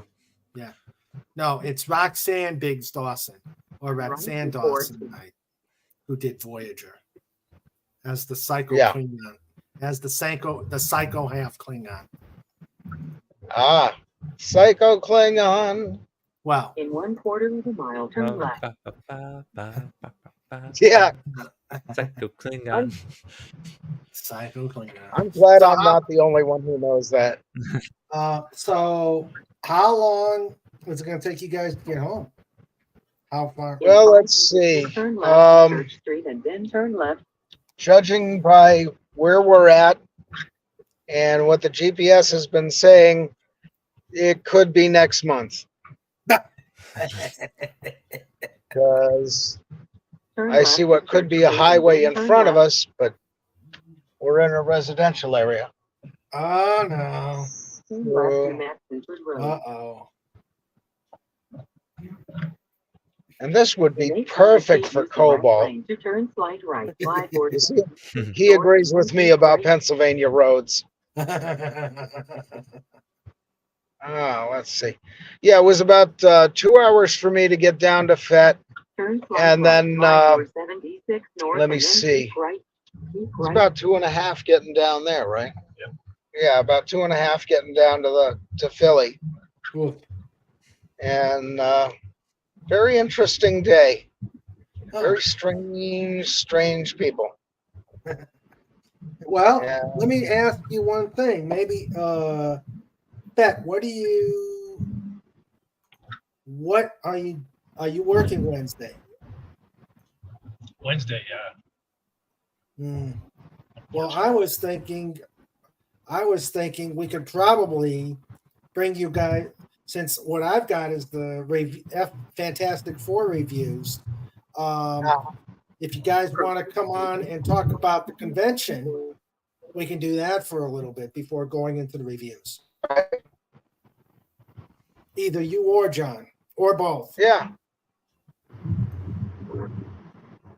Yeah, and maybe get Andy in there. Sure. I don't. But, What I don't think.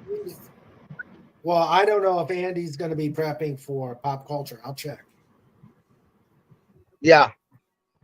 But yeah, he gave the action figure that he made of Gina Carano to her, and we were all kind of standing back. Uh-oh. Uh-oh. Got into a dead zone. Got into the dead They zone. drove to the point of no return. Yeah, the dead zone. Okay, so we'll see what happens. Meanwhile, let's go back to, let's see. Okay. Let's go to here. And open up. Share screen.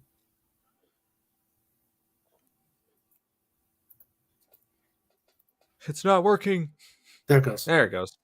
All right. There's the, wow. Man, my little airplane doesn't have half that stuff.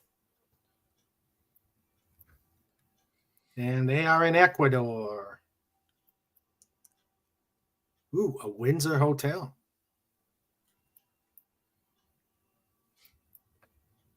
And there they are. Ooh, cappuccino. Oh, look at those sandwiches right behind the lady. Tasty. Ooh.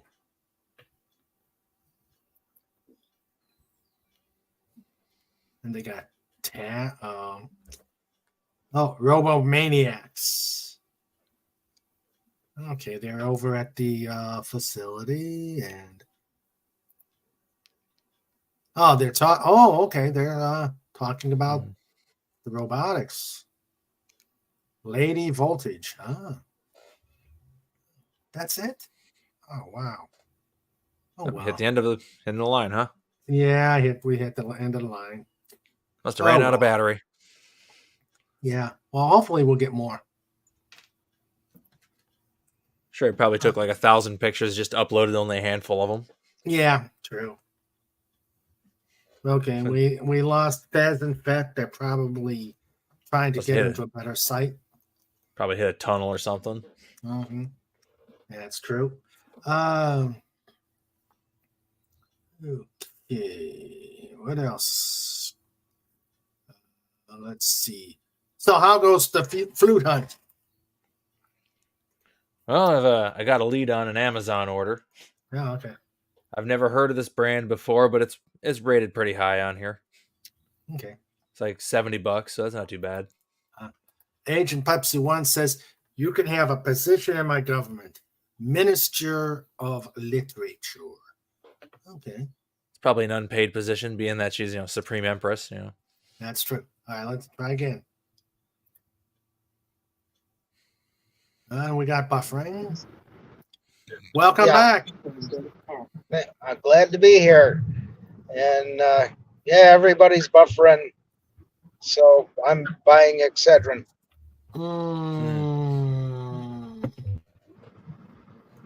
That was bad. Kitty table. I didn't forget. Yes, yes, it was. Mildly bad. Well, I'm not going to put it. I'm not going to put it up because I think sharing it would blow up your phone again. You could try turning the video feed off. That might help. But video feed. Agent Pepsi 1 says, "Damn straight, it's an unpaid position." Oh dear, oh dear. Oh, so we're on our way on the 476. Yeah, we're on the northbound Pennsylvania Turnpike, and at some point here, when we get to Conshohocken, we will pass the big old warehouse for IKEA. Watch your mouth. Huh? Watch your mouth. What? The duck will say something. Conshohocken? Watch your mouth. That sounds dirty. That did.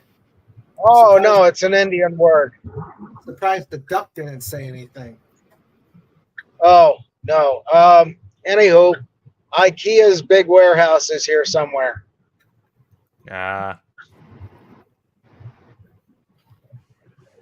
Somewhere around here, unless we passed it already, which is entirely possible.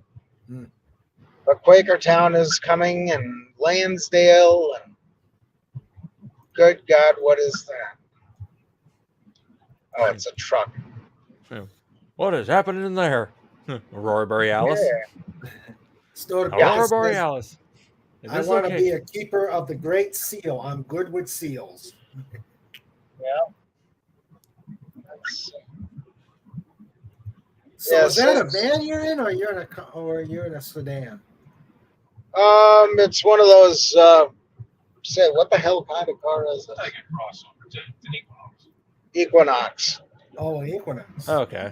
So it's one of those crossover typey thingies. Ah, okay. But at least it's a Chevy. Yeah. Let's see. Can you see where we're going? Yep. Oh, we gonna get a Carla video? Well, we're on the right side of the road, but essentially, and also the weather's bad.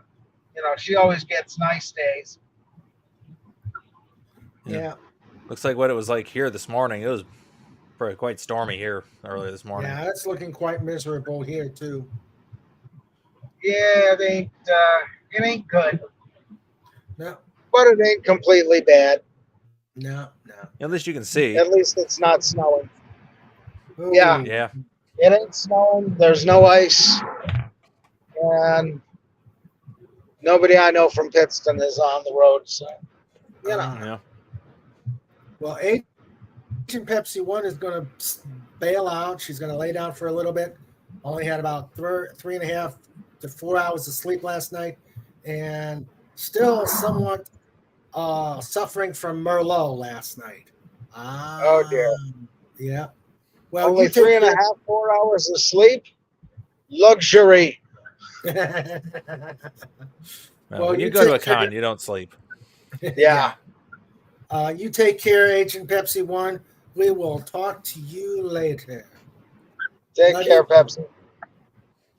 Love you too. Nap time. Empress Natasha the First. Natasha. Oh dear. Uh-oh. Lose him again? No, he's there. What? What is... Oh, you're moving. Okay. I thought you froze for a moment there. No, I'm here. Well, I'm sure it could be. I just had to type something for Agent Pepsi 1. Oh, okay. Yeah, so how's Trike doing? Oh, Trike is fine. Oh, wait. Oh, hold on. I think we may have a Trike sighting here. Let's see. A better Trike sighting. Let's go. Done. There he is. Oh. I'm all bouncy. Ah, very good. Very good. Yes. He has made himself at home. Yes, he has. And he's probably going to throw you guys out next week.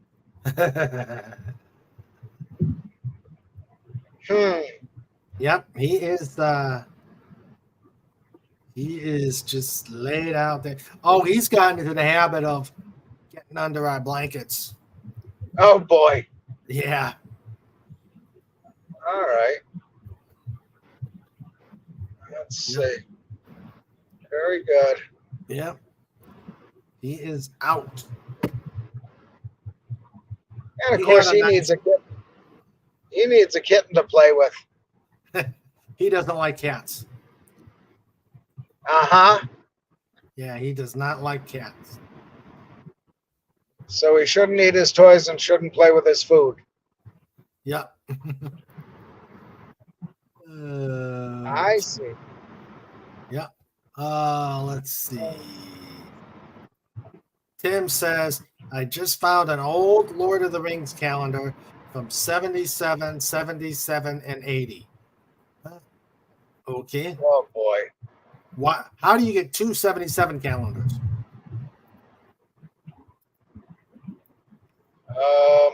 Cheating? Yeah.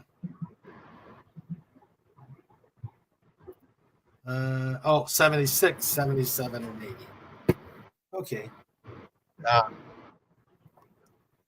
That's another thing. I was surprised at how many variations of those Dungeons and Dragons type dice there were. There was 2 or 3 different booths with those. Yeah, they make some really cool dice. No, a friend of mine's got some ones that they're hollow on the inside, but they're like filled with liquid, and they have a little sphere inside of like little eyeballs and stuff. So when you roll them, the eye's always looking at you. Staring deep into your soul. Staring deep into the soul. Yeah. So 76, 77, and 80. Okay. Very good. Cool. Let's get that. Yeah. Okay. So I think we'll probably try and get you on to talk about the con, and if you got some cool pictures, you could share them. Yeah. Yeah, there are a few photos and videos. I know I think Gary took that video, and yours isn't the show you want to show that one on. I took one. I'll have to see how they came out. Yeah, the one video, well, let's just say somewhere in the desert, a camel is looking for footwear. There was a rogue cosplayer there with a really tight outfit on. Yeah. And we were all following her around that one. Is it tight like a tiger? It was tight like Sherwin Williams. That's body tight. paint. Body paint. Yeah, that was, and it was in my school colors, gold and green. So, could have been a message from God. I don't know. Who was the kid that's on the other side of Gary Ambrosia of the picture you showed? That's Andy's son. Yeah. Oh, that's Andy's son? Oh, okay. Yeah, he's a good guy. Oh, okay. Cool. And he seemed pretty happy with the reaction also of Gina Carano for the figure. He was looking there, proud of his father, so that's nice. Nice. How was Gina Carano's? Was she very touched? Yeah, she was smiling and, wow. We couldn't hear what she said. Drunk 3PO was able to take a video. Nobody else could because of the venue rules and insurance and, the lawyers and all that. But he was there behind the counter with her and managed to get a video. So he's going to send that to Andy, and Andy will do what he does with it from there. Okay. But, yeah, it looked like a really great reaction. Okay. Cool. So, all right. Let's see. What's this? Oh, the Brothers Hildebrand images were awesome. Okay. So, Dalek, you said you went on a lot of road trips. Let's see if he's there, unless he's gotten unconscious. Because the time zone. That's right. It's like midnight or something there, isn't it? Yeah. Yeah. Well. Let's And he said he was probably warned, so. All right. Let's see. Okay. 12:35 a.m. in London right now. Yeah. No, that's not his area, but that should be his time zone. Yeah. So we were talking about, of course, PodCon. PodCon is the order of a big order of business, especially since I got some updated stuff Okay. because of Cobalt's to-do list. Okay. Let's see. And I talked to Fed about the advertisement, but they open up from their hours are from 11 to 9. Oh, good. I'm thinking, if we wanted to get together before then, just to do a, shoot the what before, Yeah. and Introduce then do everybody to everybody. Yeah, We need to have a get together because I'm driving an awful long time for just one day of stuff. Yeah. True. And so that's dedication for you. Mm-hmm. Yes. Is anybody going to be staying at a hotel or not? I'm looking at getting a hotel room either at the one next to it or just up the road. So let me know which ones you're staying at, and I will book my room in the same place. Then we can hang out. Let me ask Sandra real quick.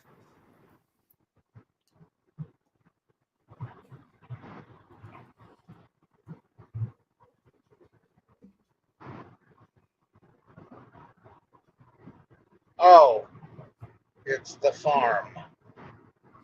Get me to the farm. Yes. I wondered why suddenly I was smelling a collective fart. I gotta love the farm. Everybody's doing their fertilizing right now up here, so everything smells very farmy. We're probably, and of course, this is always subject to change because our big thing is the big guy here. The big guy here. So we just slip the guy at the counter of Benjamin. They'll never know. We're probably going to drive home afterwards, but for us, it's only 2 hours. So, all right, only Snort. 2 hours. Say what? Only 2 hours. Yes, as long as we. We lost. Snorter Pooper says the old bear is exhausted and needs to crawl into the snooze chamber. Take care of a human, dolphin, doggo, Dalek, ferret, eagle, hedgehog, and Potu. What is a Potu? I don't know. Looking it up. Yeah, I want to look it up myself. Let's see. Group of birds related to the nightjars and the frogmouths. Oh, it looks kind of like an owl, but it's not. Oh. And my computer is crashing. My monitor's just died. Okay, let's see. I guess the Potu is a curse.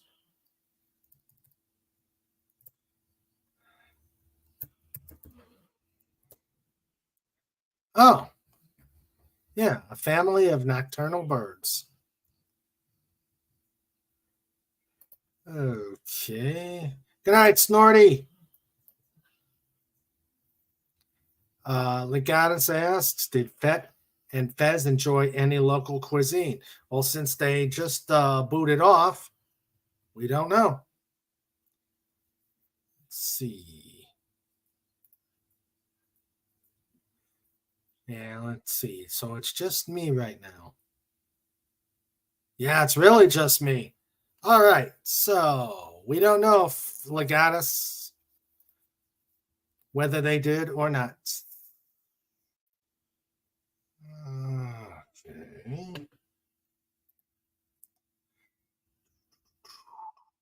Huh?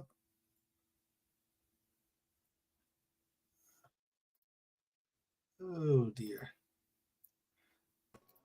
Welcome back, Lenrod. Hooray for computer failure. I saw that. The video card is going bad in this old beast. Ah. First, the computer monitor will go black, and it's like, oh, yep, she's going to crash, and then it takes the rest of the stuff with it.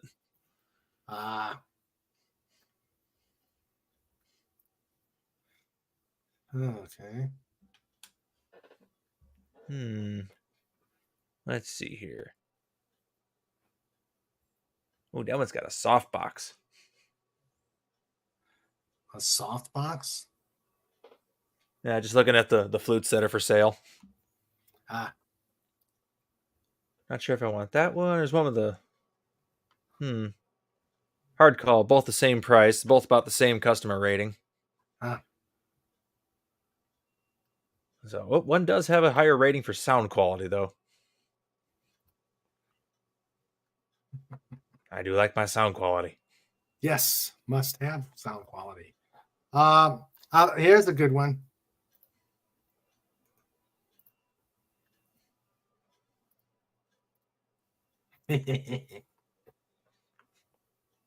Who gets this one? That's a good one. I'm afraid I do not. I'm not old enough. Oh, man. I'm not old, people. Anybody in the chat not named Sandra? You're talking about Sandra isn't old. She would never know the answer to this. Anybody in the chat that is not named Sandra, can you get this? Oh man, that's.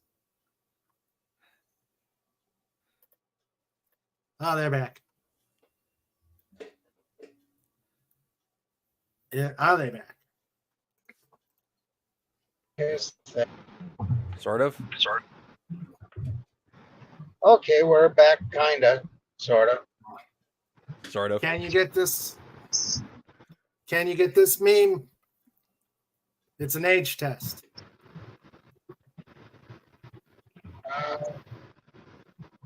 Let's see. Oh, yeah. Got to enlarge a little bit, but yeah, that's. I just figured out how to do that on Fet's phone. Same as on mine, only different. You switch phones? Same, but no, I got it plugged in and turned off the camera thing. Yeah. Turn off the camera probably is going to help. Yeah, because it's down to just 21% right now. Yeah. Legatus asks, did Fez and Fet enjoy any local cuisine while at the con? Yes, we went over to the Reading Market, or Reading Terminal Market, and we got these. What was the restaurant name? Ditko, something like that. Tony Ditko. Yeah, Tony Ditko or something. But cheesesteaks, briskets. Real. Yeah, real Philly cheesesteaks with the peppered provolone. And what I liked was that you order the beef and you get the cheese, but they ask you before they put any vegetables on it. And it's like, cool, no vegetables right off the bat. So that worked. And the cheese was a little more peppery than Gary could deal with, but he loved the brisket. And let's see, I forget what Andy got. And what did you get? I had the same as you, the roast beef. Oh, okay. We both got the roast beef provolone then. Uh-oh. I see red flashy lights on the road ahead. Oh. That's not Cherries and berries? Yeah. Oh. Yeah, definitely. Ooh, this flute comes in different colors. Did Raymond freeze? No, you mean No, I'm here. Raymond's moving. Okay. Yeah, I'm here. Oh, good. They're moving. Oh, that's good. That's good. All right. Shoot, that was a Kodak moment. Let's see. What? What's the Kodak moment? All right. Can you hear me okay? Yeah. I can hear you. We got you. Hello? Hello. Uh-oh. They're moving? Yeah, he's moving, but he's got two. Oh, looks this like is the jumpy something. Jumpy Stumpy. It looks like you might have a Gumby simpering somewhere. Oh boy. Oh, just a little bit. Yeah. Well, you guys better take care of your driving, and I don't hear you. you don't hear us. Can't hear anything. No, I don't hear anything. I hear your background noise. Okay, I'm there then. I gotcha. Hello. There's a phone ringing. Oh, that's fine. Hello. We A don't. phone call while Oh, on the not phone. much. We're heading back to Fett's house, and we're on the turnpike right now. All righty. We're still doing Monday night, right, or Sunday? I forget which. Or Tuesday. Were we doing Sunday night or Monday night? Or Wednesday. All night. Degree every night. work. Every night, yes. All right, sounds good. And we'll get also, because that's the usual. But all right, there's that. And how'd you make out with the car? It drives. Good, good. So, Now I'm torn between what style of flute do I want to buy because it's cheap. yeah, They're all the same price, just different colors. awesome. Okay, I get a Put blue one on the one. screen. Put one on the screen. So we can see. Like a blue one and a pink one. Yeah, it's just Yeah. a little Amazon thing here. Mm. It's only $70, so like, why not? That's not a bad price. Yeah, good beginner flute. Yeah. It's not like I'm professional grade or anything. I just pick it up and play it. Yeah. Okay. So when you think you can get some of the stuff over? All right, sounds good. All right, we'll the catch you sets? later on then. Yep, bye-bye.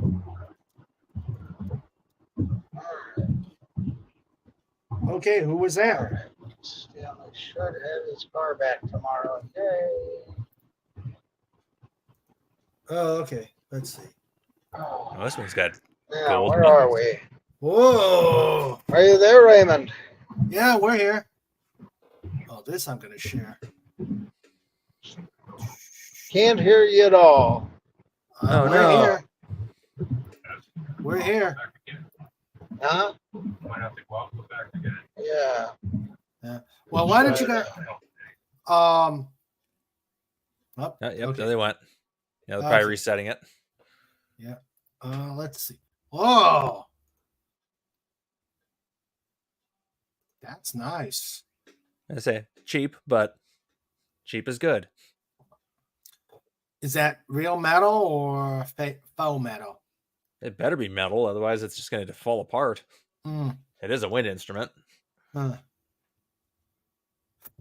There's one that's got gold-colored keys on it. It's $10 more though. Rhythm There's like- flutes are an ideal and decent choice as gift for kid, beginner, intermediate, or advanced. Rhythm flutes feature elegant design, engraved flowers, closed hole. Also includes a foldable stand to hold the instrument. Why would you hold the instrument on a stand if you're going to be playing it? So you can set it down. Okay. Okay. Never mind. Includes lightweight hard case, cleaning kits, Yeah, cleaning Soft kit, very cleaning. important. soft cleaning. Yeah, and you don't want the guck to come out like the tuba that Cobalt And a had. pair of white gloves that probably won't fit. Why white gloves? So you can look spiffy. Huh? You give it the white glove test. Okay. I don't know anything about. I'm a drummer, not a wind player. No, I play everything, so I have to know everything. And we're gonna get them again. Let's see. Let me stop. You just that. go for a classical color, just all silvery goodness. Yeah. $70 shipped. Why not? Huh. One more for my collection. Then hopefully I will gain a proficiency sufficient so that I can play some good Jethro Tull flute solo. Yeah. Instead of just singing it. Oh, we can always do Bungle in the Jungle, but there's not a lot of flute on that one.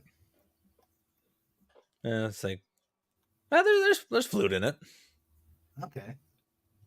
It's not really in the forefront of the song, though. It's more like kind of in the back between lyrics. Yeah, not like Locomotive Breath. Yeah, with just a full-on flute solo. Sandra says, my daughter was like that in college. She could pick up an instrument and could play it right off. I need a lot of practice. Mm-hmm.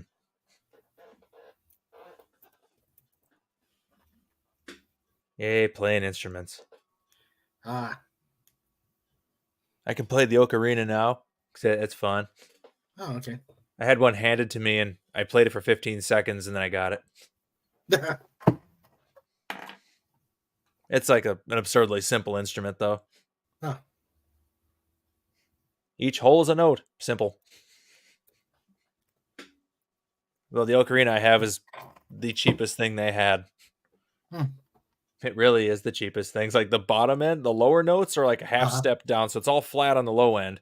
The high end, on the other hand, is a half step up. It's like nothing's actually in tune on it. So how do you get it tuned? You don't. It's like you don't really tune an ocarina. You just play it and... So imagine if it was plastic or something, you could probably drill an extra hole in it somewhere to change the tone a little bit. You could, so it plays as good as it gets.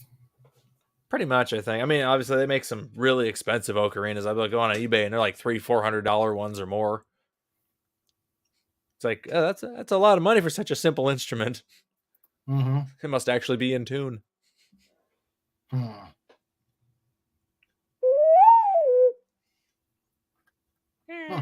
It still amuses me to play it, though.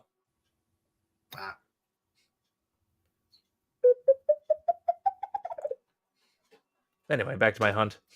Oh, okay. I finally found the video. It took forever, but this is a cool video.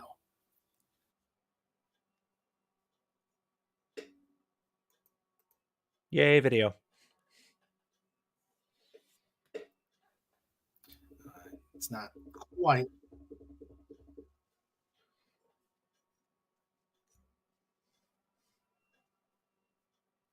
All right, let me see if I can get this on here.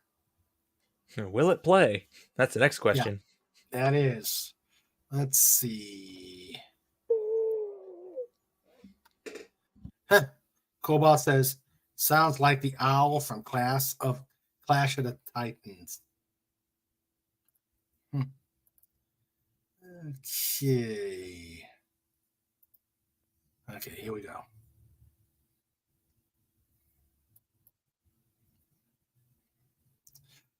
Can you see that? I can see it. Okay, the F-16. I guess this is the various marshalling styles. That's the one I really. Oh yeah, I've seen this. This is great. Oh, she is awesome. These are our peaks on the ground. Yeah.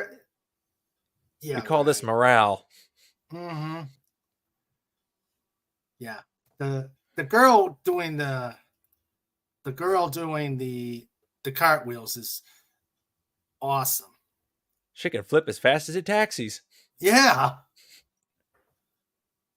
Boom, boom, boom. So much rhythm. Yeah. Why is he wearing shorts?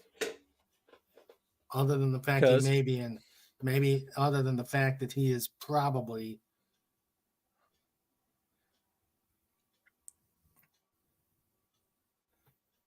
there's a full one with just her doing it and then her running to the airplane and doing a high five.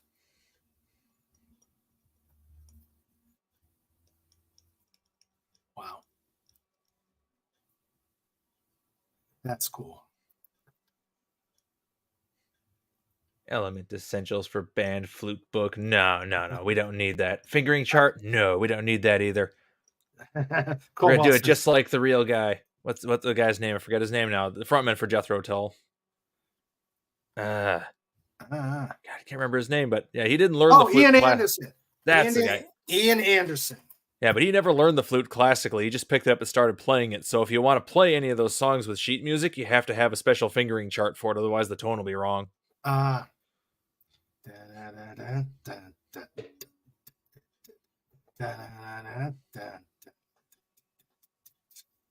the shuffling madness comes Snorta Poopus breath.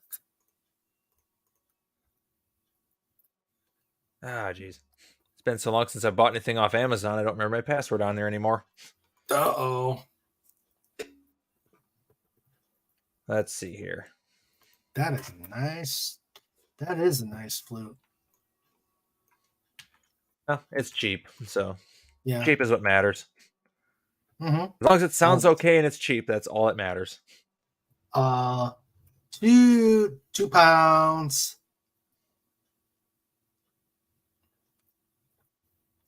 It's nickel color. Yeah, I'm just gonna get the shiny silvery one. That's because I'm basic. Nothing wrong with that. Why did they... I gotta figure out if I can. I gotta figure out how I'm gonna load up my drum kit into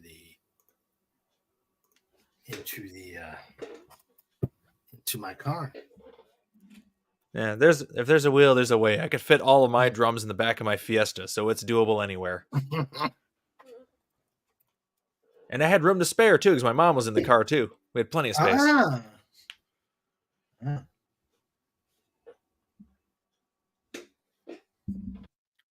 I'd have to empty out the trunk. And then between the back seat and the trunk, yeah, I could get it all in. I suppose you don't have a... That's a big strength about my Fiesta, though. It's a hatchback, so there's a bit more storage space that way. Yeah. Well, I've got a Malibu, so I should be fine. Okay.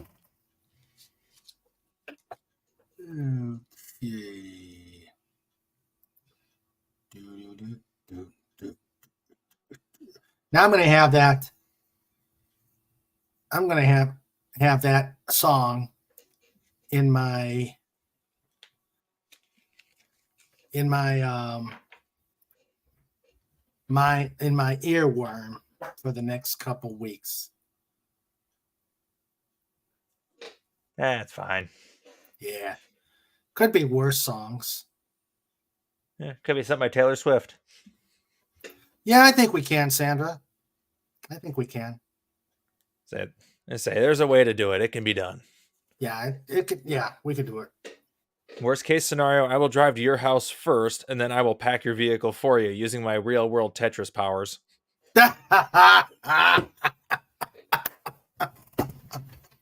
Oh, that would work. Yeah, I think we could do it.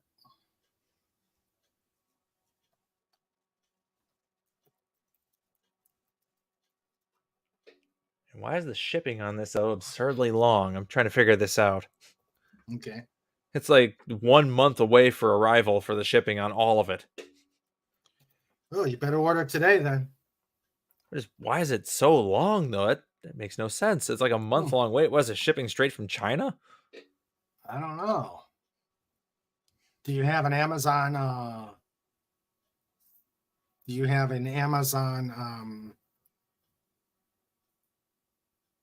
Distribution by you? Nah, I don't think there's one even anywhere near here.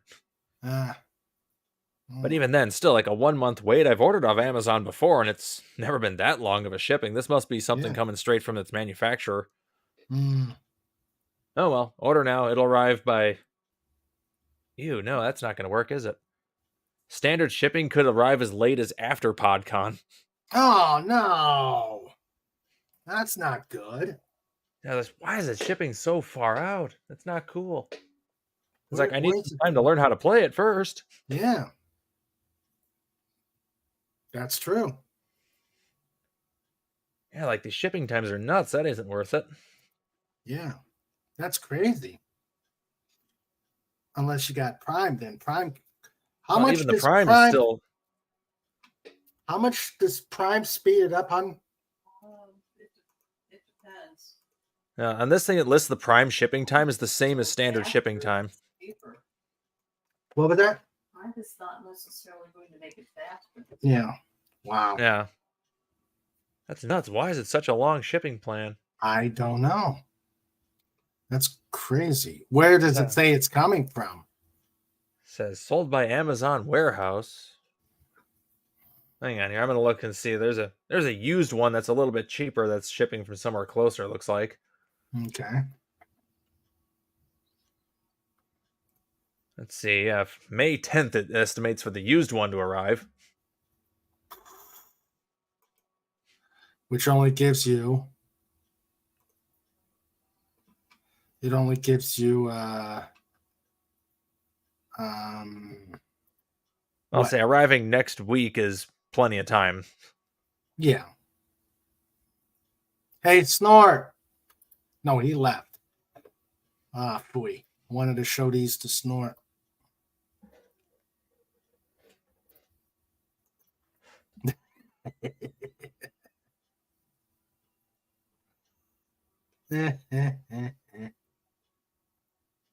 Talk about floundering.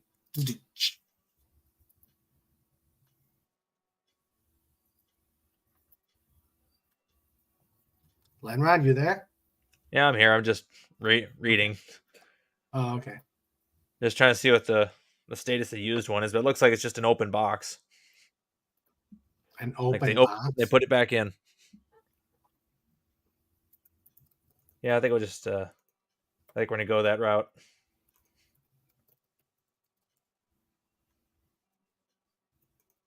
No need to do that.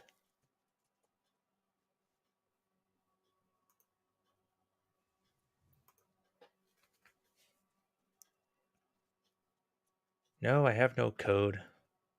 Standard shipping, estimated arrival Wednesday, May 8th. I'm okay with that. Yeah, that would work.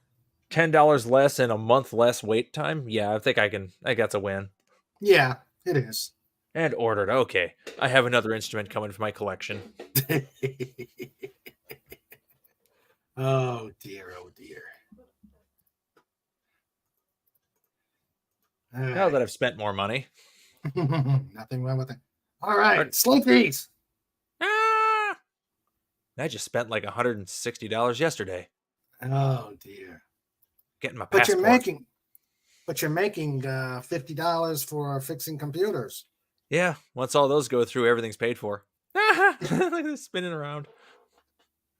Ah. Look at him. Ferrets. Look at them. Oh, look at all that. of them. Oh my gosh. Ooh, Look at ferrets go after lasers? Look, I'm just hopping around. Ferrets go after lasers? Oh. Well, they are predators. Nah. Failed at the jump. The Weasel War Dance. Ah! Look at him go.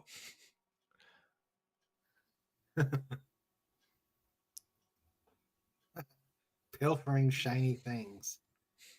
But don't be ferrets are also incredibly clever creatures. So they have to be.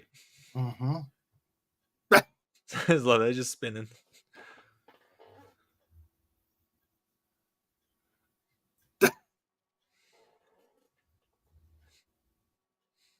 With great energy comes great responsibility. Yeah, they need lots of fun stuff to do. Yeah. That's the way just hopping through. He's like, hop, hop, hop. Yeah. And the cat's going, wow. I love that. Bye. Plop.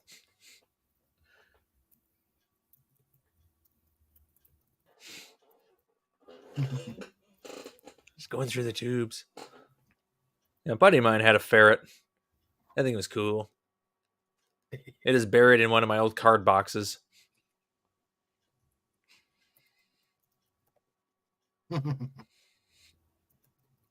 Sandra says, I yelled at my kids once because the cinnamon rolls disappeared. Turns out they were stolen by the ferrets and dragged under the couch. Devious creatures. Yes, they are. That's why it wasn't an accident that day. Mm-hmm. Oh, it wasn't. It was Slapshot. Bing, Slapshot. There's no such thing as too much horsepower, only not enough traction. Yeah. Little furry tornadoes. So they make that hop and stops.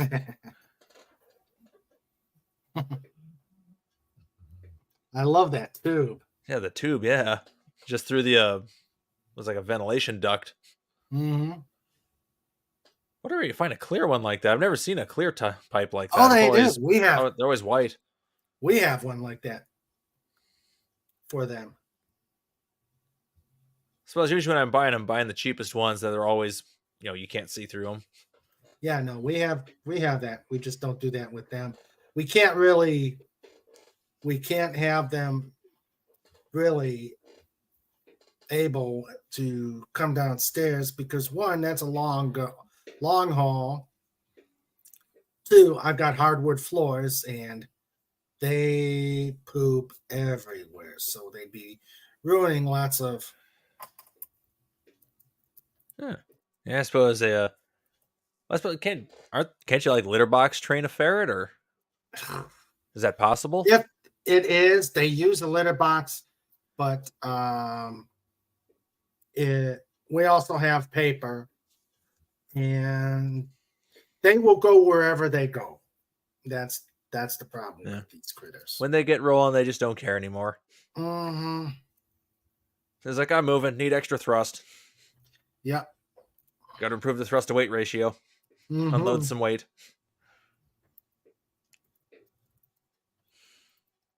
Yep.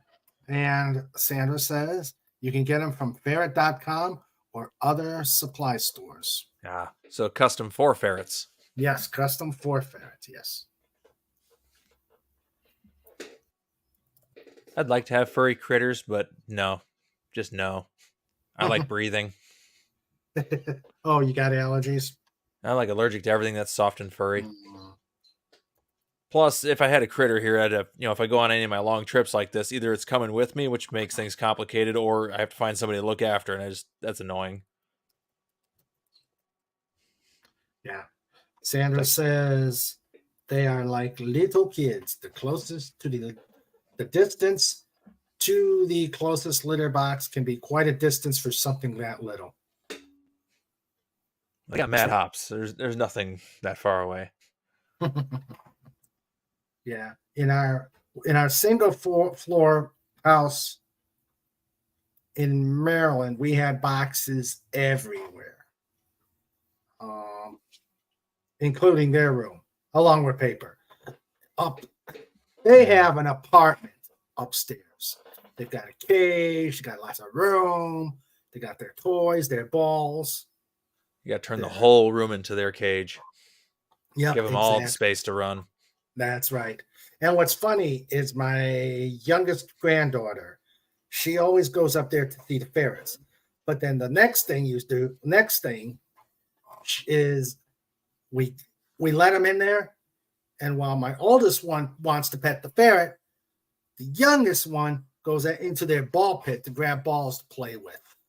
Yeah. Well, it is a ball pit. I mean, yeah. How can you resist? That's why you toss the ferrets in too, and then you all have fun in the ball pit. Mm-hmm. Yeah.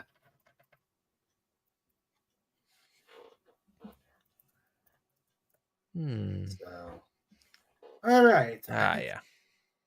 I think at this point, since it's quieting down a little bit around here, I think we need to go to show notes. Whoa. What? Show notes. Yes. It's only 7:00. What the heck? I suppose it's basically just us right now. Dalek is Yeah. napping probably. Yeah, Dalek's out. And I think the chat is kind of Yeah, chat got a little quiet too. yeah. So Shows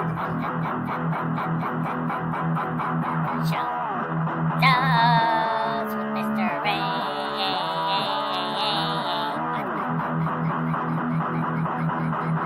Show those with Sandra too. Mr. Raymond, push the button.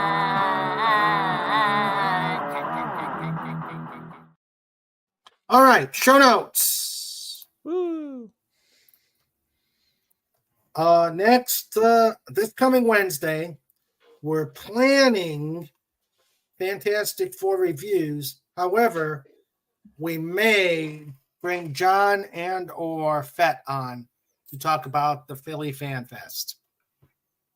I think that'll work. Mm-hmm. Yep.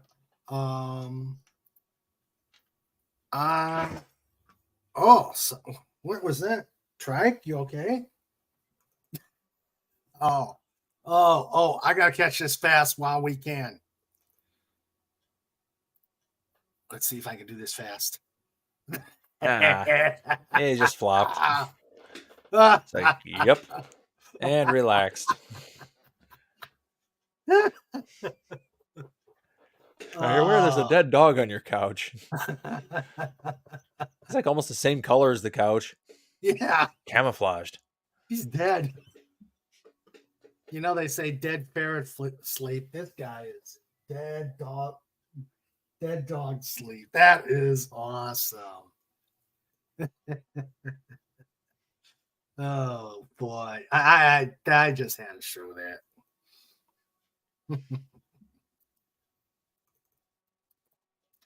So, all right. Now that show notes was interrupted by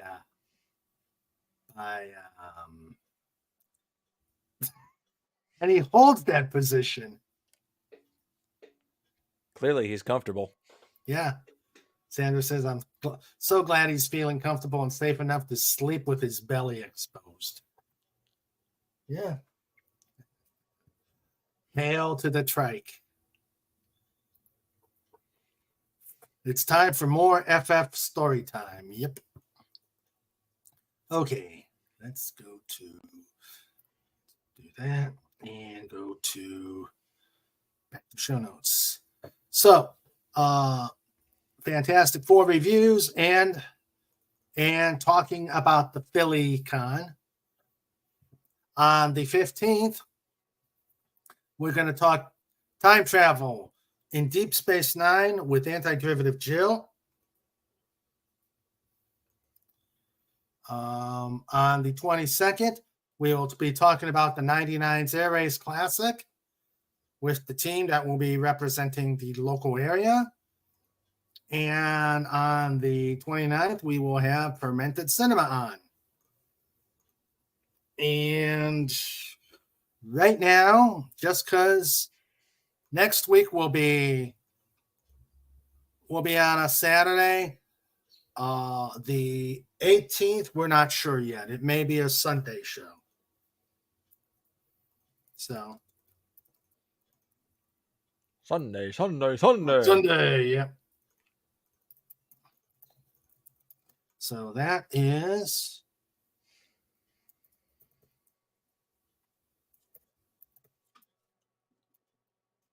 okay. So that is everything. And actually, I do have, where is it? Okay, I do have the Pudgy Snort. Pudgy song.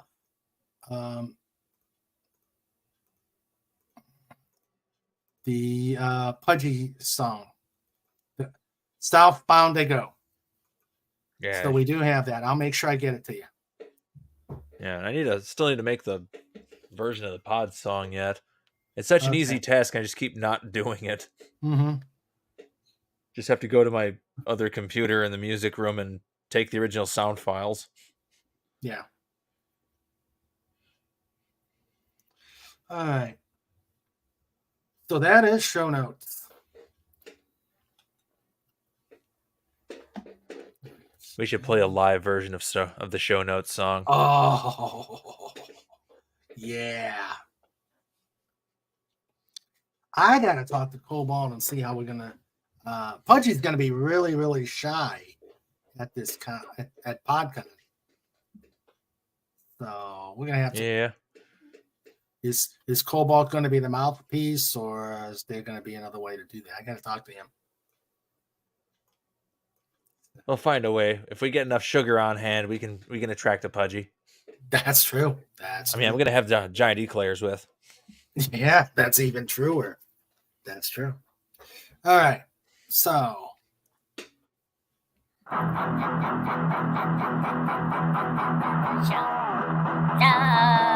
with Mr.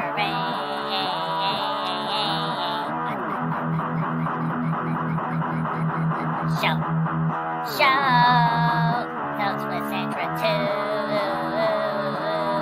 with Sandra Mr. Raymond, push the button.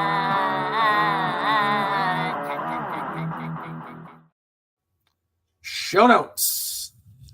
Okay, so that is show notes. And I'd like to thank everybody who was here and both on the panel and on listening to the chat. I better plug in.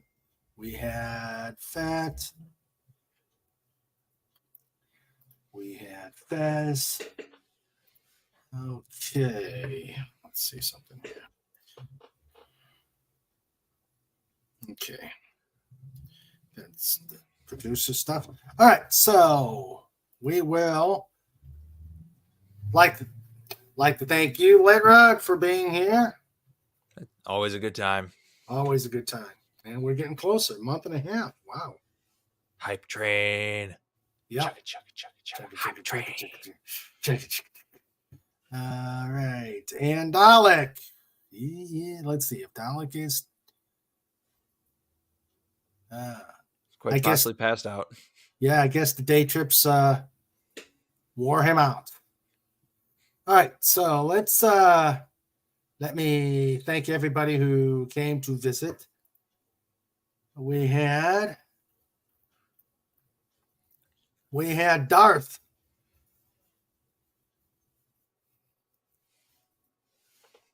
We had Der Bonsai. We had Tim, FKHC 2005. We had Herc 130. Hope the weather is better there. We had the lovely Carla Barton. We had the excellent Phantom Outsider. And we had Matt G, also known as Taylor Swift, greater than Disney and MCU. Okay. And then the Wrenchers, the Wrench Team Supreme, both here, deployed on away missions and in the chat. We had our producer, my other half, Sandra. And we had out in Philadelphia, we had John Rendell. We had the ever lovely, vivacious, spunky Agent Pepsi 1. Dalek 451 is here, but probably unconscious.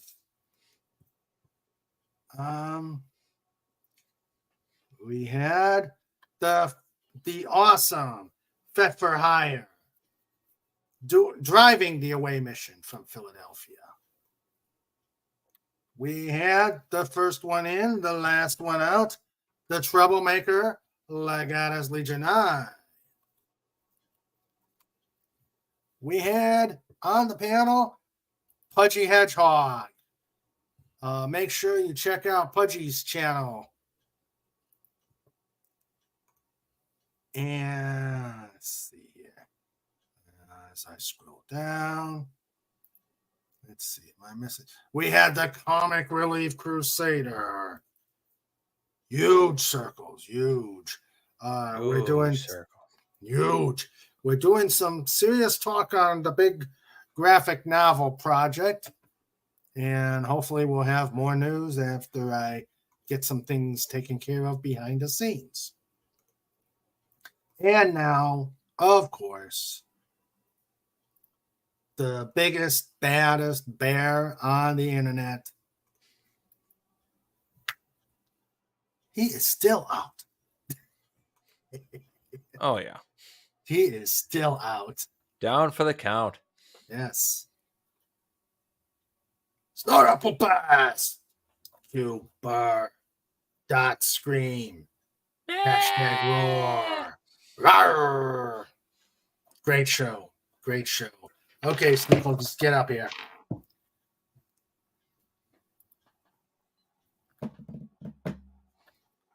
You know we got to end this show on a bang. You mean a boom? A boom.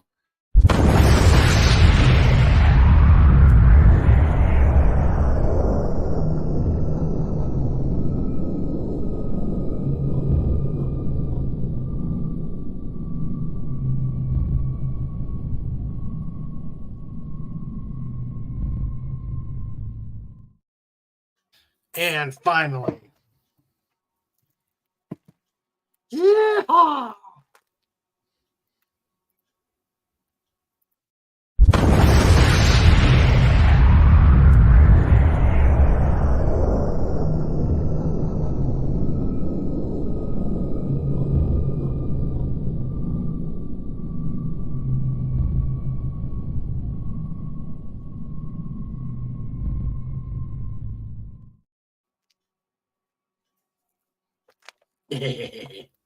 All right. Was he eating Major Kong?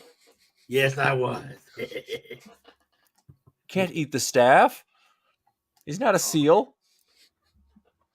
Oh. Okay. All right. Have a great week. See you Wednesday. All right. And once again, I'd like to thank you, Lenrod, and you, Dalek, for... Hi, he's awake. Sort of. Half awake. Well, we're winding down, but thank you for being here, Dalek. Yeah, sure. Pleasure as always, Raymond.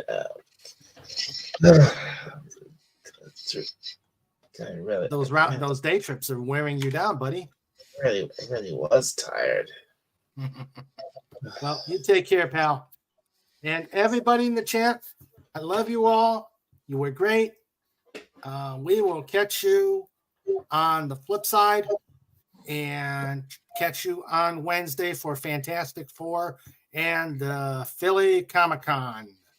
Good night, everybody. Stay safe. Laters. Good night.